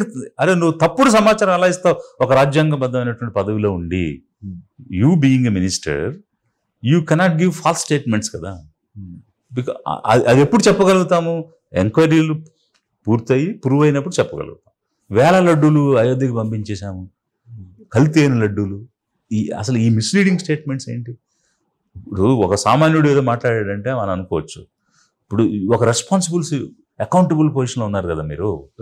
అలా అకౌంటబుల్గా ఉండి తప్పుడు సమాచారం, తప్పుడు స్టేట్మెంట్స్ ఎట్లా ఇస్తారు అనేది ఒకవైపు.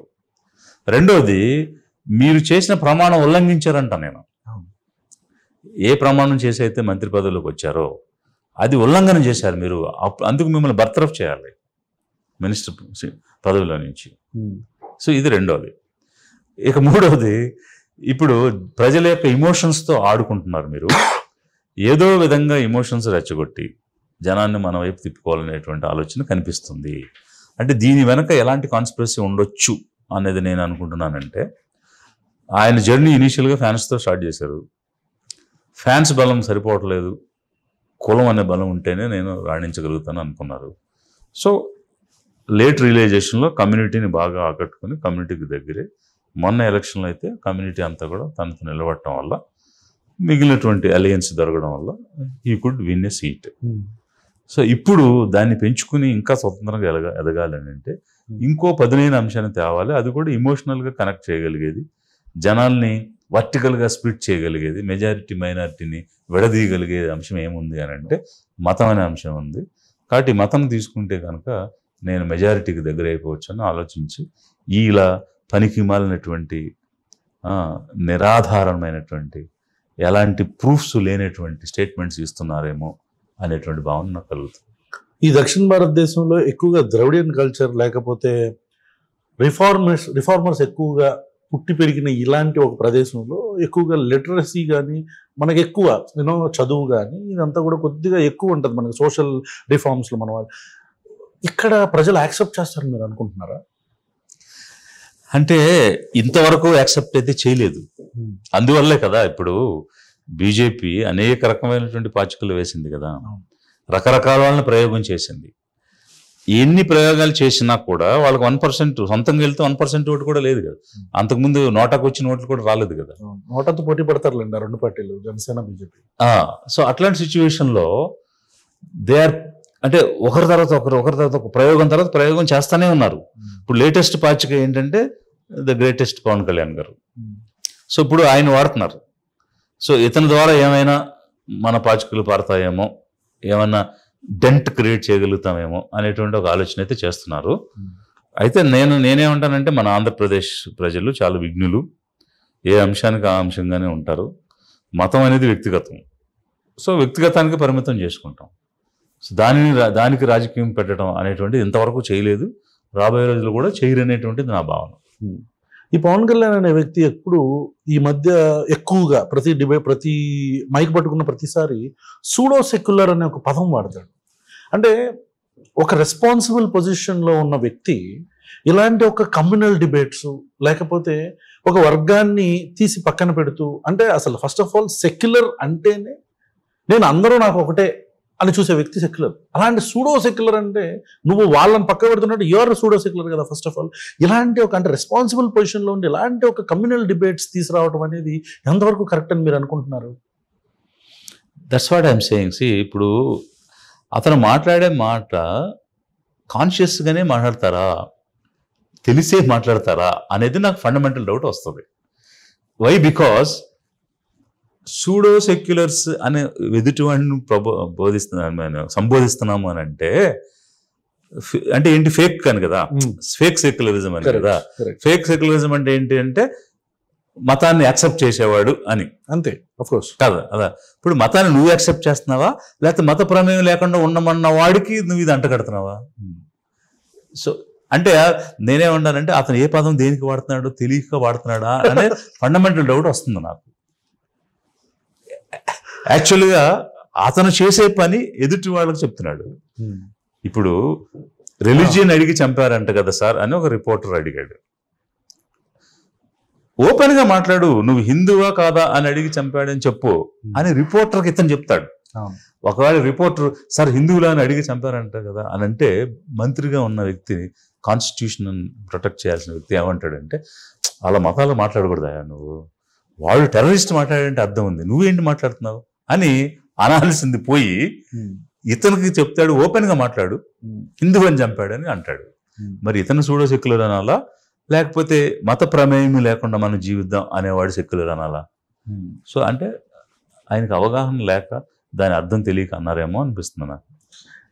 ఈ కమ్యూనల్ యాంగిల్ని ఈ తీసుకొచ్చే ప్రాసెస్లో పవన్ కళ్యాణ్ అంత అగ్రెసివ్గా చంద్రబాబు నాయుడు గారు లేకపోవడానికి కారణం ఏంటనుకుంటున్నారు? ఆయనలో ఉండే ఒక ఓల్డ్ ఏజ్ పొలిటీషియన్ అనుకుంటున్నారా, లేకపోతే అసలు ఈ టర్న్ ఆయనకి తెలియదు అనుకుంటున్నారు? What you think? ఇంత అగ్రెసివ్గా ఆయన లేకపోవడానికి, అసలు ఈ లైన్లో లేకపోవడానికి ఎందుకు అంటారు కారణం? అంటే ఇక్కడ కొంత హిస్టారికల్ రిఫరెన్స్ చెప్పాలి నేను. ఎందుకంటే త్రిపురనేని రామస్వామి దగ్గర నుంచి కరెక్ట్ ఫస్ట్ ఈ బ్రాహ్మినికల్ ఐడియాలజీ ఇక్కడ మనం అర్థం చేసుకోవాల్సిందంటే పర్సే బ్రాహ్మణ అనే వ్యక్తులు కాదు, బ్రాహ్మణిజం అనేది ఉంది చూసారా, ఆ ఇజంని అపోజ్ చేయడం మొట్టమొదటి మన ఆంధ్రలో శూద్రుల్లో చెప్పాలంటే కమ్మ కమ్యూనిటీ నుంచే స్టార్ట్ అయింది.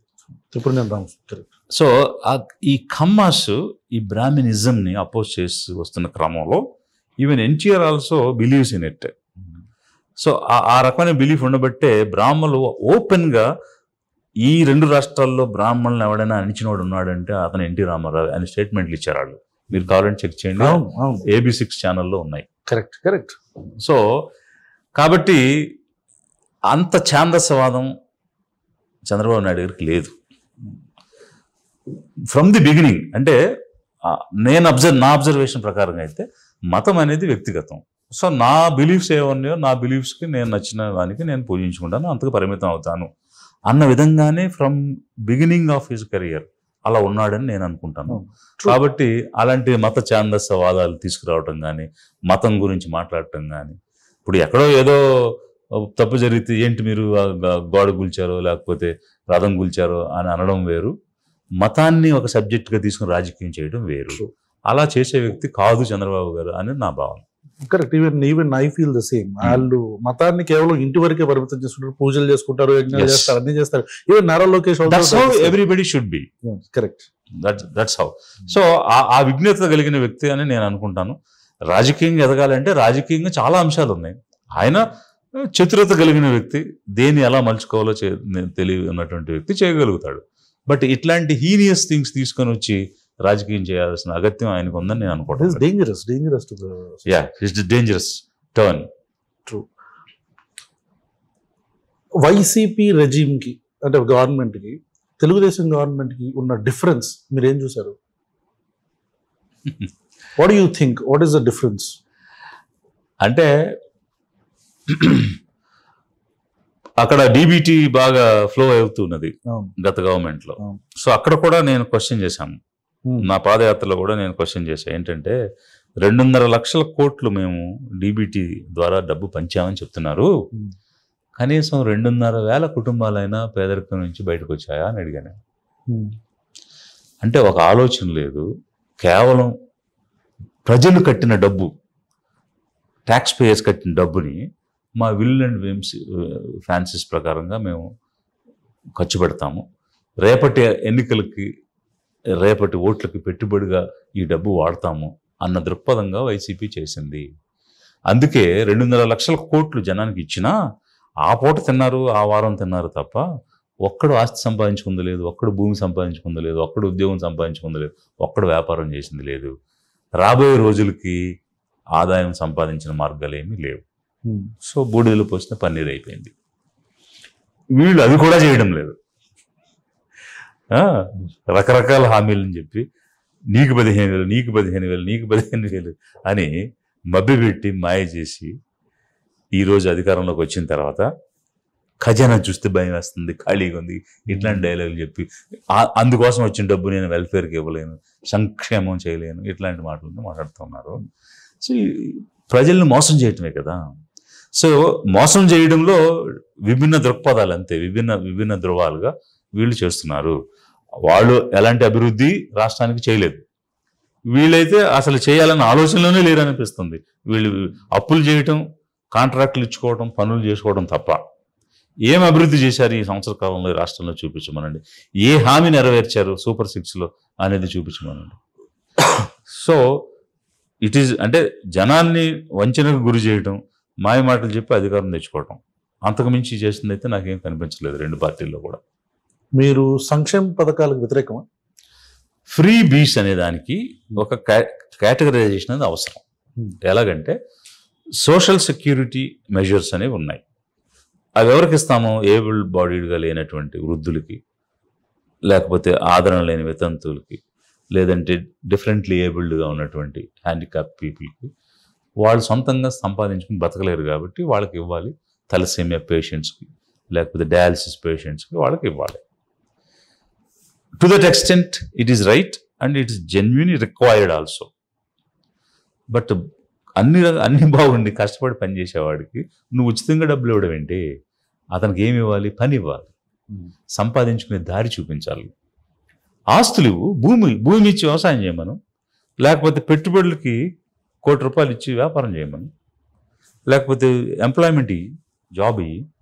అవి మానేసేసి ఇలా ఫ్రీగా పంచుతాను, మీరు మాకు కట్టుబడి ఉండండి, మాకు బానిసలుగా ఉండండి, మాకు ఊడిగం చేయండి, మాకే మళ్ళీ ఓట్లు వేయండి, మాకే అధికారం ఇవ్వండి అంటే ఇట్ ఈస్ రిడిక్యులస్. అన్ని విధాలుగా నష్టం, వాళ్ళకి నష్టం, జనానికి నష్టం, రాష్ట్రానికి నష్టం, ఎంటైర్ ఎకానమీకి నష్టం. చిరంజీవి గారు ప్రజారాజ్యం పార్టీ పెట్టారు, ఆయన కాంగ్రెస్లో మర్జ్ చేసేసారు.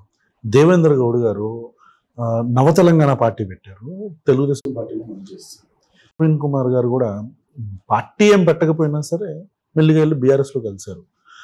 మీ పాడ్కాస్ట్ అన్నప్పుడు నిన్న ఒక డిస్కషన్ జరిగింది మా టీంతో. విజయ్ కుమార్ గారిని ఖచ్చితంగా ఈ క్వశ్చన్ అడగండి, ఆయన ఆల్టర్నేట్ ప్లాట్ఫామ్ లో నిజంగా నిలబడతారా, లేకపోతే సీరియస్ గా మళ్ళీ ఎలక్షన్ టైంకి మళ్ళీ వైఎస్ఆర్సీపీలోకో లేకపోతే ఇంకో పార్టీలోకో మర్జ్ చేస్తారా అనేది ఒక ప్రశ్న. దీనికి మీ సమాధానం? అదే నేను ఇంతకు అంటున్నా కదా, ఇప్పుడు ఈ ఆధిపత్య వర్గాలు ఎప్పుడు కూడా ఎట్లా ఆలోచిస్తాయనేది చెప్పాను కదా మీకు. సో పెత్తనం అనేది మా చేతిలో ఉండాలి, దాటితే నాలాగా ఉన్నవాడి చేతిలోకి రావాలి, అంతేగాని వీళ్ళ చేతిలోకి రావడానికి వీలు లేదు అన్న ఆలోచనలో ఉంటారు వాళ్ళు. సో అందుకనే ఏదో ఒకవైపు నెట్టేయడానికి ట్రై చేస్తారనేది ఒకటైతే, మేము ఒక ఆలోచన విధానంతో వచ్చాము, ఈ ఆలోచన విధానం కోసం పనిచేస్తాం. ఆ ప్రాసెస్లో ఎవరైనా మాకు సపోర్ట్ దొరికారనుకో, కలిసి ప్రయాణం చేయడానికైతే ఓకే, కానీ ఇలా పార్టీలు అమ్మేసుకోవడానికి అయితే మేము సిద్ధంగా లేము. అది so clear on your stand? Very clear. But నాకేంటి, పేదల్ని అధికారంలో భాగస్వామ్యం చేయాలి. ఆ భాగస్వామ్యం చేయడం కూడా ఇప్పుడు పార్టీల్లో ఉన్న వాళ్ళు కూడా ఈ డిఫరెంట్ కమ్యూనిటీస్ నుంచి వచ్చిన వాళ్ళు పదవుల్లో ఉన్నారు. బట్ ఆ పదవులకి ఎలాంటి వాల్యూ లేదు, ఎందుకంటే అది అలంకారం, వ్యక్తిగత ప్రయోజనాలు మాత్రం ఉన్నాయి అక్కడ. వారు వాళ్ళ కుటుంబం ప్రోటోకాల్స్ అనుభవిస్తారు. బట్ ఆ జాతికి కానీ ఆ కమ్యూనిటీకి కానీ ఎలాంటి యూజ్ లేదు. అయితే నిర్ణయం చేయగలిగే అధికారం కావాలనేది మా కాన్సెప్ట్. ఇప్పుడు నీకు అధికారం ఉంది, ఇప్పుడు నువ్వు గ్రామ సర్పంచ్గా పెట్టారు మిమ్మల్ని. నేను పాదయాత్రలు చూసా, ఊటుకూరు అనే గ్రామంలో ఒక షెడ్యూల్ ట్రైబ్ మహిళని పెట్టారు. సో అక్కడికి వెళ్ళి ఎవరు ఇక్కడ ప్రెసిడెంట్ అంటే ఎవడు విజయశేఖర్ రెడ్డి అంటున్నారు. నాకు గజెట్ ప్రకారంగా అది ఎస్టీ రిజర్వ్డ్ కదా, అతని పేరు చెప్తున్నారు ఏంటని నేను బస్ స్టాండ్లో నిలబడి అడిగితే ఆ రెడ్డి పేరే చెప్తున్నారు అందరూ. సో దెన్ ఆ తర్వాత గ్రామంలో ఇంటరాక్ట్ అవుతున్నప్పుడు నేను ఓపెన్గా మైక్లో చెప్పాను, నేను ఇక్కడ అది ఎస్టీకి రిజర్వ్ అయింది, పలానా వెంకయ్యమ్మ అనేటువంటి వ్యక్తి సర్పంచ్ అయితే మీరు ఒక రెడ్డి పేరు చెప్తున్నారు అంటే ఎంతకంటే దారుణం, ఎంతకంటే మోసం అనేటువంటిది ఉంటుందా? సో అంటే కనీసం పదవిలో ఉన్న ప్రెసిడెంట్ పేరు కూడా మీకు తెలియకుండా ఇక్కడ నడిపిస్తున్నారని అంటే, సో నిర్ణయం లేని అధికారం ఎవరికి కావాలి? పేరుకి ప్రెసిడెంట్గా ఉంది ఆవిడ, ఏం ప్రయోజనం? అట్లాంటి అధికారం కాదు మాకు కావాల్సింది. ఇప్పుడు మా పార్టీ నుంచి 4 మంత్రులు ఏమంటే మేము నిర్ణయం చేయగలగాలి, మేము అనుకున్నటువంటి పాలసీ ఏదుందో అది జనానికి ఇవ్వగలగాలి. అలా దృక్పథం, అలాంటి తోడ్పాటుని ఇచ్చేటువంటి వాళ్ళు ఉంటే కలుస్తాను తప్ప, మా ఆలోచన అయితే మాత్రం ఒక తృతీయ ప్రత్యామ్నాయంగా ఎదగాలి. ఈ రాష్ట్రంలో ఇలా ఏదో 2 ఆధిపత్య వర్గాల మధ్య ఎప్పుడు పోటీ కాకుండా 5 కోట్ల మంది, రాష్ట్రం గొడ్డుపోలేదు, తెలివి జ్ఞానం కలిగిన వాళ్ళు చాలామంది ఉన్నారు, పరిపాలన దక్షత కలిగిన వాళ్ళు ఉన్నారు, ప్రజలు అవకాశం ఇస్తే అదేంటో చేసి చూపించాలంటే ఆలోచనతో ఉన్నాం. విజయ్ కుమార్ గారు, ఈ క్వశ్చన్ మీకు కొంచెం ఇబ్బందికరంగా అనిపించవచ్చు. మీరు ఆధిపత్య కులాల గురించి ఇంతలా మాట్లాడుతున్నారు, అట్ ద సేమ్ టైం మీరు సర్వీస్లో ఉన్నప్పుడు లేకపోతే మొత్తానికి I have seen video where you said నేను ఐఏఎస్ని కాదు ఐఏఎస్ని అని చెప్పాను. ఇట్లా మాట్లాడిన మీరు ఒక ప్రోగ్రాంలో మన వైఎస్ జగన్ గారిని దేవుని బిడ్డ అని అన్నారు. అంటే అది అధికారంలో ఉన్నప్పుడు, అంటే మీరు సర్వీస్లో ఉన్నప్పుడు ముఖ్యమంత్రిని ప్రసన్నం చేసుకోవటానికా, లేకపోతే was that a flattery, or అసలు ఎందుకు ఆ స్టేట్మెంట్? మరి ఇంతగా మీరు మాట్లాడుతున్నారు ఆధిపత్య కులాల గురించి, వాటి గురించి మీరు ఎందుకు ఆ స్టేట్మెంట్ ఎందుకు యూజ్ చేయాల్సి వచ్చింది? సో మీరు అది కాంటెక్స్ట్ చూస్తే మీకు అర్థమవుతుంది. బట్ నేను చాలా సింప్లిఫై చేసి చెప్తాను. ఇప్పుడు అతను ముఖ్యమంత్రి అయినప్పుడు దానికి ముందు కూడా ప్రజల ఆశీస్సులు, దేవుడి దయ, సంథింగ్ యూస్ టు, అంటే కంటిన్యూస్ గా ప్రజలు దేవుడు అని అతను మాట్లాడుతూనే ఉండేవాడు. సో మీరు ప్రతిదానికి ప్రజల ఆశీస్సులు దేవుని దయ అని అంటారు కదా. అశోకుడు ఈ ఈ దేశంలో మొదటి సామ్రాట్ చక్రవర్తి. అతను ఏం చేశాడనంటే ప్రజారంజకమైనటువంటి పాలన చేస్తూ అన్ని వర్గాలకు అవసరమైనటువంటివి చేస్తూ రోడ్డు పక్కన చెట్లు నాటించాడు, లేదా షెల్టర్లు కట్టాడు. ఇలా అనేక రకమైన అంశాలు అశోక్ గురించి చెప్పుకుంటే అతనికి దేవనం ప్రియ అని ఒక బిరుదు ఇచ్చారు. ఓకే, అంటే దేవునికి ఎంతో ప్రియమైన వ్యక్తి. ఎందుకు ఇచ్చారు అని అంటే దేవుడికి ఎవరు కావాలి? ప్రజలు కావాలి. ఆ ప్రజలకి కావాల్సిన మేలు చేశాడు కాబట్టి నువ్వు జనానికి మేలు చేసిన వాడివి, జనప్రియుడివి కాబట్టి నాకు కూడా ప్రియుడివి అని దేవుడు చెప్పాడు. 1,00,000 ఉద్యోగాలు ఇస్తున్నారు, మీరు 1,00,000 కుటుంబాల్లో వెలుగు నింపుతున్నారు. సో అట్లాంటప్పుడు ప్రజలకు కావాల్సిన పని చేస్తేనే దేవుడు మెచ్చుకుంటాడు. మీరు దేవుడి కృప అంటారు కదా. కాబట్టి మీరు ప్రజల కోసం ఇలా పనిచేస్తూ ఉంటే మీరు ఖచ్చితంగా దేవుడి కృప పొందుతారు, మీరు దేవుని బిడ్డగా ఉంటారు అని చెప్పాను. ఇది ఫ్లాటరీ కదా? ఎలా అవుతుంది? ఇలాంటి పనులు ఇంకా చెయ్యి జనం కోసం అని చెప్పాను నేను. అందుకు చెప్పా. అంటే అశోకుడికి దేవనం ప్రియ అనే బిరుదు ఎలా అయితే వచ్చింది, అన్ని మంచి పనులు చేయబట్టి వచ్చింది. మీరు కూడా అలా నిలబడాలి, దేవుని బిడ్డగా ఉండాలంటే ఇలాంటి మంచి పనులు చేస్తూ ఉండాలని చెప్పాను. ఆయన 1,00,000 ఉద్యోగాలు ఇచ్చి ఆపేశాడు, తర్వాత ఇవ్వలేదు కదా. ఇచ్చుంటే దేవుని బిడ్డగా ఉండుండేవాడు. జాబ్ క్యాలెండర్ అన్నారు, ఎవ్రీ ఇయర్ నోటిఫికేషన్ అన్నారు, ఇవ్వలేదు కదా. ఇది ఇచ్చాను చాలా ఎక్కువైపోయిందని అనుకున్నారో మరి ఏంటో, లేకపోతే ఖజానాలో డబ్బులు లేవనో ఇవ్వలేదు. సో దాంతో ఏమైపోయింది అదే చెప్పాను. అది ఆ కంపారిజన్లో నేను చెప్పాను. సో అక్కడ నా ఇంట్రెస్ట్ వల్ల ఏంటంటే అతను అలా కంటిన్యూగా వర్క్ చేస్తూ వెళ్తే ఎవరు బాగుపడతారు? జనం బాగుపడతారు, జనానికి మేలు జరుగుద్ది అన్న కోణంలో జనం కోసం నేను చెప్పాను అంతే. బ్యూరోక్రాట్స్ అంటే బ్యూరోక్రసీ అనేది కన్సిడరబుల్గా ప్రజల్లో ఒక విశ్వాసాన్ని కోల్పోయింది అనేది నా అభిప్రాయం. కారణం ఏంటంటే పోలరైజ్ అయిపోయారు. ఐఏఎస్లు కావచ్చు, ఐపీఎస్లు కావచ్చు, సర్వీస్లో ఉన్నవాళ్ళు.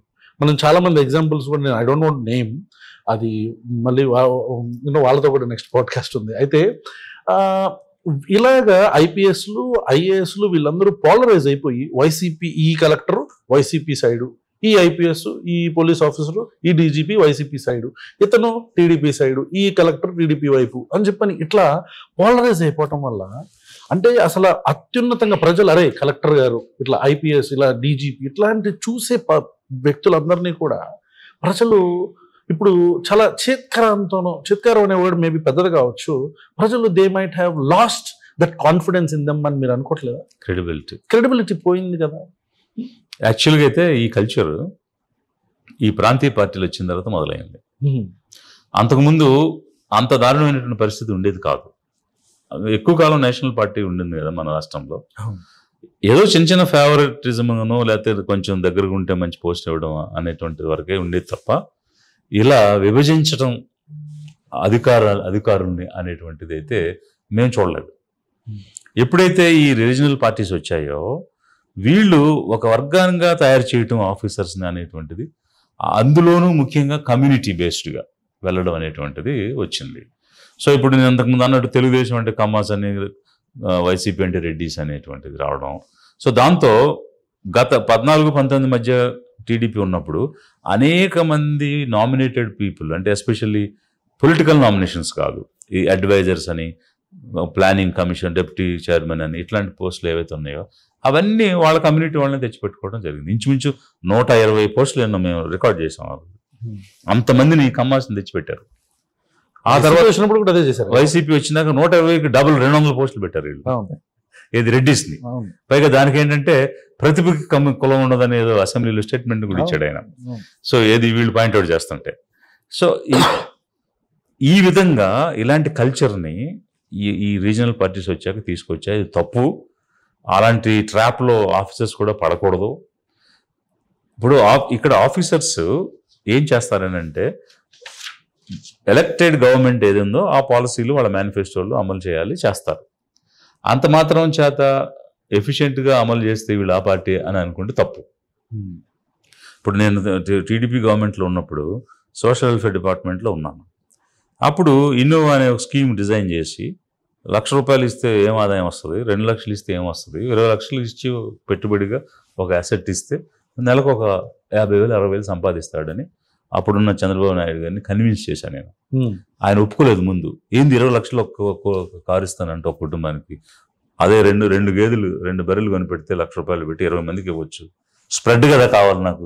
నువ్వు డబ్బు తక్కువ ఉన్నప్పుడు ఎక్కువ మందిని ఎలా స్ప్రెడ్ చేయాలని ఆలోచించకుండా తక్కువ మందికి ఇస్తానంటావేంటి అన్నాడు. నేను చెప్పా, సార్ మీరు ప్రతి ఉపన్యాసంలో ఏం చెప్పారంటే నెలకు 10,000 ఆదాయం వచ్చే విధంగా నేను పథకాలు ఇస్తానని చెప్పారు. 2 బర్రెలు ఇస్తే నెలకు 10,000 రావు సార్, 6 నెలల తర్వాత పాలు ఇవ్వడం మానేస్తాయి. ఇలా 20 లక్షలు ఇస్తే అది 60,000 సంపాదిస్తాడు, అందులో ఖర్చులు పోను 15-20,000 మిగులుతాయి. మీరు ఇచ్చిన స్టేట్మెంట్ కోసమే నేను ఇది తయారు చేశానంటే కాన్బర్ట్ సిచ్యువేషన్లో అగ్రీ చేశారు. అది వాళ్ళకి మంచి పేరు తెచ్చిపెట్టండి. సో ఆ గవర్నమెంట్లో ఉన్నప్పుడు ఆ రకంగా మనం పనిచేసాం. నెక్స్ట్ గవర్నమెంట్లో వచ్చినప్పుడు ఇక్కడ కూడా అదే రీతిలో మనం పనిచేసాం. సో అంత మాత్రం చేత ఆ రోజు నేను టీడీపీకి దగ్గర కాదు, ఈ రోజు నేను వైసీపీకి దగ్గర కాదు. పని చేసే వాళ్ళకి పనిస్తుంటాం మనమేనంతే. మీ దగ్గర ఉన్న వ్యక్తి కూడా ఎవరు బాగా పనిచేస్తే వాళ్ళకి పనిస్తాం. That doesn't mean that you're close. ఇది ఏమైపోయిందంటే ఓవర్ ఎ పీరియడ్ అదొక ఎలిజియన్స్ లాగా ఒక వర్గం లాగా విభజించడం అనేటువంటి జరిగింది. సో ఒకటి ఆ కమ్యూనిటీ ఫీలింగ్స్ అనేవి పోవాలి. ఎఫిషియన్సీకే మీరు ఇంపార్టెన్స్ ఇవ్వాలి. డెలివరీ ఎవరు డెలివరీ చేస్తారు, ఎవరు సర్వీస్ చేస్తారు. ఆఫీసర్స్ కూడా నేను అనేది కోరేది ఏంటంటే neutrality is our basic rule. ఒక బ్యూరోక్రాట్ అంటే న్యూట్రాలిటీ మెయింటైన్ చేయాలని బేసిక్ రూల్. సో ఎఫిషియెంట్గా డెలివరీ చేయడం వేరు, ఒకవైపుకు మొగ్గడం వేరు. అలా మొగ్గకూడదు అనేటువంటిది కూడా నేను మీ ద్వారా ఆఫీసర్స్కి నా రిక్వెస్ట్. కూటమి ప్రభుత్వం వచ్చిన తర్వాత వెంజన్స్ పాలిటిక్స్ అనేవి బాగా పెరిగినాయి అనేది కొంతమంది అభిప్రాయం. కొంతమంది ఏంటి చూపిస్తున్నారుగా, పక్కగా కనిపిస్తుందిగా. కొంతమంది ఏంటండి ఇట్స్ ఓపెన్ సీక్రెట్. రాష్ట్రం ఎటువైపు వెళ్ళిపోతుంది, ఎలాంటి ప్రమాదంలోకి వెళ్ళిపోతున్నాం మనం అనే ఆలోచన అంటే ఒక రాజకీయ పార్టీగా నేను ఆందోళన చెందుతున్నాను. ఎందుకనంటే వెంజన్స్ పాలిటిక్స్ వైసీపీ సమయంలో అదే చెప్పబోతున్నాను. ఎందుకనంటే తమిళనాడులో ఒకప్పుడు ఉంది, జయలలితని అవమానించడం, కరుణానిధి గారిని అర్ధరాత్రి ఎత్తుకెళ్ళిపోవడం చూసి ఏంటబ్బా ఈ రాష్ట్రం ఎట్లా తయారైపోయింది అని మనం అనుకున్నాం పక్క నుండి. కానీ ఈరోజు స్టాలిన్ వచ్చిన తర్వాత అమ్మ ఉణమకం అన్నదాన్ని వీళ్ళు దాడి చేస్తే కార్యకర్తల మీద కేసు పెట్టించి అలాంటి పిచ్చి పనులు ఇంకెప్పుడు చేయొద్దని చెప్పడమే కాకుండా ఆ జయలలిత ఫోటో కూడా తీయకుండా అమ్మ ఉణమకం అన్న ప్రోగ్రామ్ అలాగే కంటిన్యూ చేశారు. Very good. So that's where the statesmanship has shown by him. అక్కడి నుంచి టర్న్ అయింది కంప్లీట్గా. ఈరోజు రాష్ట్రానికి సంబంధించిన ఏ అంశమైనా అందరూ కలిసి ఒక మాట మీదకి రాస్తారు. మాకు హిందీ వద్దు అనగానే కొత్త పార్టీ పెట్టిన విజయ్తో సహా అఖిలపక్షం హిందీ వద్దు అని ముక్త కంఠంతో వాళ్ళు మాట్లాడారు, ప్రతిఘటించారు. అలాంటి ప్రతిఘటన ఎక్కడుందండి ఇక్కడ? రాష్ట్రం ఇమేజ్ పాడైపోతుంది ఈరోజు పూర్తిగా. ఎందుకంటే ఏ ఇండస్ట్రియలిస్ట్ వచ్చి ఇక్కడ పెట్టుబడులు పెట్టే పరిస్థితి ఉండదు. ఎందుకనంటే గత ప్రభుత్వం అదే రకమైనటువంటి భయానకమైనటువంటి సిచ్యువేషన్లో తీసుకెళ్ళింది. నన్ను ఎలక్షన్ తర్వాత అడిగినప్పుడు చెప్పాను ఎందుకు ఓడిపోయింది పార్టీ అంటే చాలా కారణాలు ఉంటాయి, కానీ బేసిక్ ప్రిమైజ్ ఏంటంటే మనం ఆఫ్ఘనిస్తాన్లో లేము, తాలిబాన్ల మధ్య నివసించడం లేదు, 75 సంవత్సరాలుగా స్వేచ్ఛగా అలవాటు పడ్డాము, ఫ్రీడమ్ ఆఫ్ స్పీచ్ ఉంది, ఎక్స్ప్రెషన్ ఉంది, బిలీఫ్ ఫెయిత్ ఉన్నాయి. అలాంటి దాన్ని అణిచేయాలని ప్రయత్నం చేస్తే తట్టుకోదండి ఎవరు కూడా.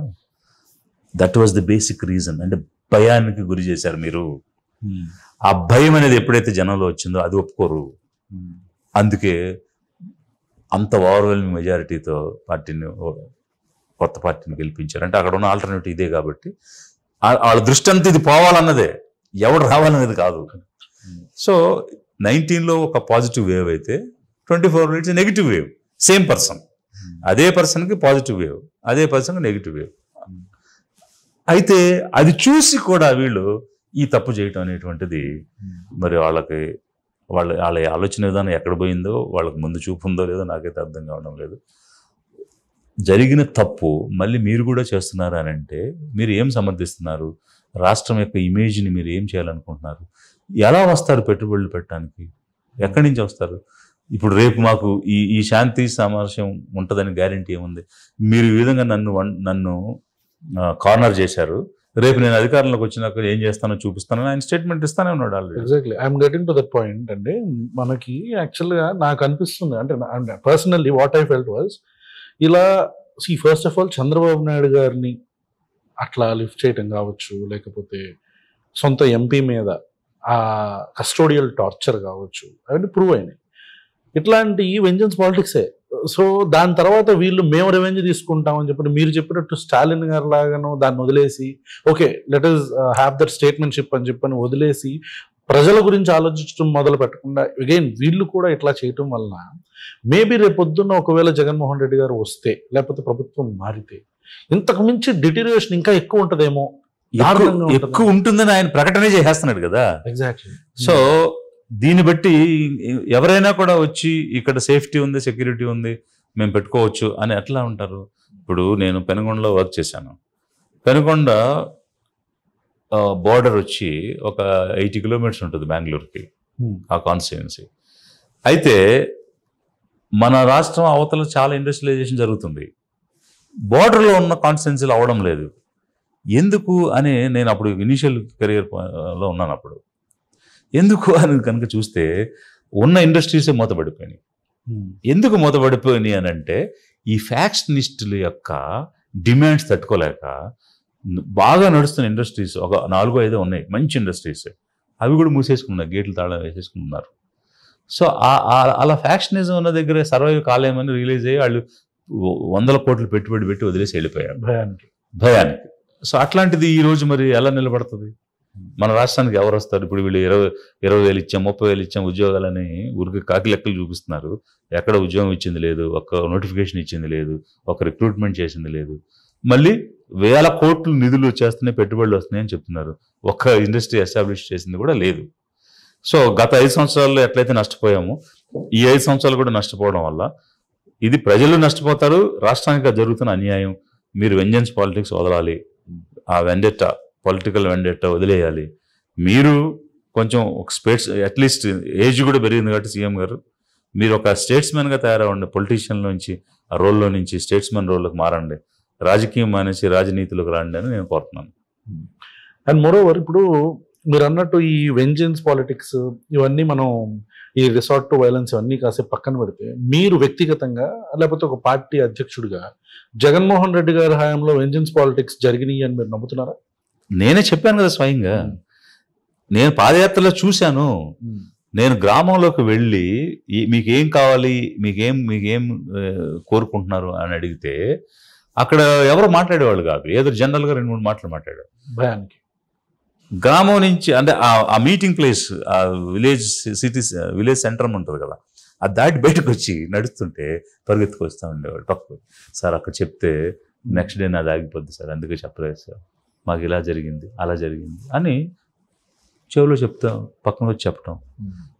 దెన్ ఐ రియలైజ్డ్, అప్పుడు ఇంకా ఎక్కువ ప్రోబ్ చేసుకుంటూ వెళ్ళాను. సో భయపెట్టారు, ఒక వర్గం లాగా ఉండి హెజిమనీ ప్రదర్శించారు. ఇవన్నీ కూడా జరిగినాయి. అది కూడా తడ నుంచి నేను ప్రారంభం చేసినాక ప్రాంతం మారే కొలది ఆ హెజిమనిక్ క్లాస్ కూడా మారుతూ వచ్చింది. ఓకే. సో శ్రీకాళహస్తి ఆ చుట్టుపక్కల కొంత ఈ కమ్మ నాయుడుస్ ఉండేవాడు, వెలమ నాయుడుస్ ఉన్నారు. ఆ తర్వాత రెడ్డిస్, నెల్లూరులో రెడ్డిస్ ఉన్నారు. ఆ తర్వాత స్లోగా టంగుటూరు, ఒంగోలు, గుంటూరు వచ్చేటప్పటికి కంప్లీట్ కమ్మ డామినేషన్. ఆ తర్వాత నేను అట్లా దాటి కొంచెం గుడివాడ, మచిలీపట్నం సైడ్ వచ్చేటికి కాపు డామినేషన్. మళ్ళీ అటు భీమవరం, నరసాపురం వెళ్ళేటికి రాజుల డామినేషన్. అది దాటి మళ్ళీ కాకినాడ సైడ్ వచ్చేటికి కాపు డామినేషన్. సో ఒక్కొక్క ఏరియాలో ఒక్కొక్క వర్గం ఆధిపత్యంలో ఉండి వాళ్ళ కనుసన్నల్లోనే ఏదైనా జరగాలి, వాళ్ళు చెప్తేనే పథకం రావాలి, వాళ్ళు ఒప్పుకుంటేనే వాళ్ళకి శాంక్షన్ చేయాలి. ఎక్కడైనా దళిత్ డామినేషన్ చూసారా? సో ఈ బ్యాక్వర్డ్ క్లాసెస్ ని అధికారంలోకి తీసుకురావాలనేదే మా ఆలోచన. నో, ఆన్ సీరియస్ నోట్, ఎక్కడైనా పాపులేషన్ ఎక్కువ ఉన్న చోట కానీ ఇప్పుడు కొన్ని పంచాయతీల్లో కావచ్చు అట్లా మీరు ఎక్కడ కనిపించలేదా డామినేషన్ అనేది? లేదు ఎక్కడ. అవును. ఓకే. అట్ ద మోస్ట్ వెళ్ళి మా వాళ్ళకి ఏమైనా చేయండి అని అడిగేవాడు అన్న 1-2 మనుషులు ఉన్నారు, నాయకులు లాంటి వాళ్ళు ఉన్నారేమో, కానీ డామినేట్ చేయడం అనేది అయితే క్వశ్చనే లేదు. అంటే ఊహకు కూడా అందేటువంటి అంశం కాదు అది. ఈ రిజర్వేషన్స్ పెట్టి, ఎస్సీ ఎస్టీ అట్రాసిటీ యాక్ట్స్ పెట్టి, కొన్ని చట్టాలు చేసి ఇంత అంటే ఒక సోషల్గా పొలిటికల్గా అప్రెస్డ్ కమ్యూనిటీస్కి ఒక పబ్లిక్ డొమైన్లో కావచ్చు, లేకపోతే సారీ ఈ అప్రెస్డ్ కమ్యూనిటీస్కి ఒక రిప్రజెంటేషన్ ఉండాలి అని అంబేద్కర్ గారు రాసిన రాజ్యాంగంలో ఇచ్చిన చట్టాలు కావచ్చు, చేసిన చట్టాలు కావచ్చు, వీటన్నిటి తర్వాత కూడా ఇప్పటికీ ఈ కాస్ట్ ఆపరేషన్ అనేది రూపం మార్చుకొని ఇప్పుడు ఎలా ఉందంటే సిటీల్లో అద్దె ఇవ్వాలంటే కావచ్చు, పెళ్ళిళ్ళ విషయంలో కావచ్చు, వీటిల్లో ఇంకా ఇది ఇది ఇలా పర్టైన్ అవడానికి ఏంటి కారణం అని మీరు అనుకుంటున్నారు? అదే నేను అనేది ఏంటంటే, ఇప్పుడు ఒక ఐడియాలజికల్ ఫ్రేమ్ తెచ్చారండి ఆ బ్రాహ్మణిజం అనేది. ఆ బ్రాహ్మణిజం ఏం చూపిస్తుంది అంటే ఒక హెజిమనిక్ యాటిట్యూడ్ని పెడుతుంది. వీళ్ళు ఎట్టి పరిస్థితుల్లోనూ ఆ రూలింగ్ క్లాస్లోనే ఉండాలి, ఎప్పటికీ కూడా తరతరాలుగా అలా ఉండాలి అన్నప్పుడు మిగిలిన వాళ్ళని నిర్వీర్యం చేస్తూ ఉండాలి, వాళ్ళు ఎదిగే క్రమంలో ఏదో రూపంలో అడ్డుకుంటూ ఉండాలి. So that is the hegemonic ism, that Brahminism. ఆ ఇజం వల్ల వచ్చినటువంటి సమస్యలు ఇవన్నీ. ఇప్పుడు జనాలు తెలుసుకుని మేల్కొని ఒకదాన్ని అపోజ్ చేస్తే, దీన్ని అపోజ్ చేస్తున్నారు కాబట్టి ఇంకో ఫామ్లోకి మారుద్దాం, అది ఐడెంటిఫై కాగానే అది అపోజ్ చేశారు కాబట్టి ఇంకో ఫామ్లోకి మారుద్దాం. బట్ ఫామ్ ఏదైనా మోరల్గా మిమ్మల్ని డిటీరియేట్ చేయాలి, ఆపరేట్ చేయాలి. ఫిజికల్ ఆపరేషన్ అనేది ఒకప్పుడు ఉండేది, ఇప్పుడు ఇంటలెక్చువల్ ఆపరేషన్ ఉండేది, ఇప్పుడు మోరల్ ఆపరేషన్స్లోకి మారారు. So it's changed its form. కాకపోతే బ్యాక్వర్డ్ క్లాసెస్ అందరూ రియలైజ్ అవ్వాలి ఈ అంశాన్ని. కొంతమంది ఇంకా అదే ఫ్రేమ్లో ఉండి అది నిజం, వాళ్ళు చెప్పింది కరెక్ట్ అనేటువంటి భావనలో ఉండి పనిచేస్తూ ఉన్నారు. వాళ్ళు తెలివిగా దానికి మతాన్ని జోడించేస్తున్నారు. సో దాంతో వీళ్ళు రియలైజ్ అవ్వలేకపోతున్నారు. అందుకనే నేను పదే పదే చెప్తూ ఉంటాను, backward communities which includes SC, ST, OBC put together are called, అంటే కాన్స్టిట్యూషనల్ టర్మ్ బ్యాక్వర్డ్ క్లాసెస్. అంటే ఏంటి? SC, ST, OBC. ఓ అనే పదం ఇది ఏంటి? ఎస్సీ, ఎస్టీ కాని backward classes, other backward. Other అంటే other than SC, ST, all together called backward classes. అందుకే నేను పనిగట్టుకున్నది చెప్తున్నాను. ఆ బ్యాక్వర్డ్ క్లాసెస్లో ఈ రియలైజేషన్ రావాలి. వచ్చి ఒక్కసారి మనం పగ్గాలు చేపడితే ఈ హెజిమనిక్ క్లాస్ ఏదైతే ఉందో దాన్ని మనం ఒక పక్కకు పెట్టే అవకాశం వస్తుంది. ప్రశ్న ఛానల్ ద్వారా మీరు పబ్లిక్కి మీ పార్టీ తరపున కావచ్చు, లేకపోతే వ్యక్తిగతంగా ఒక ఎక్స్ బ్యూరోక్రాట్గా మీరేం మెసేజ్ ఇద్దాం అనుకుంటున్నారు?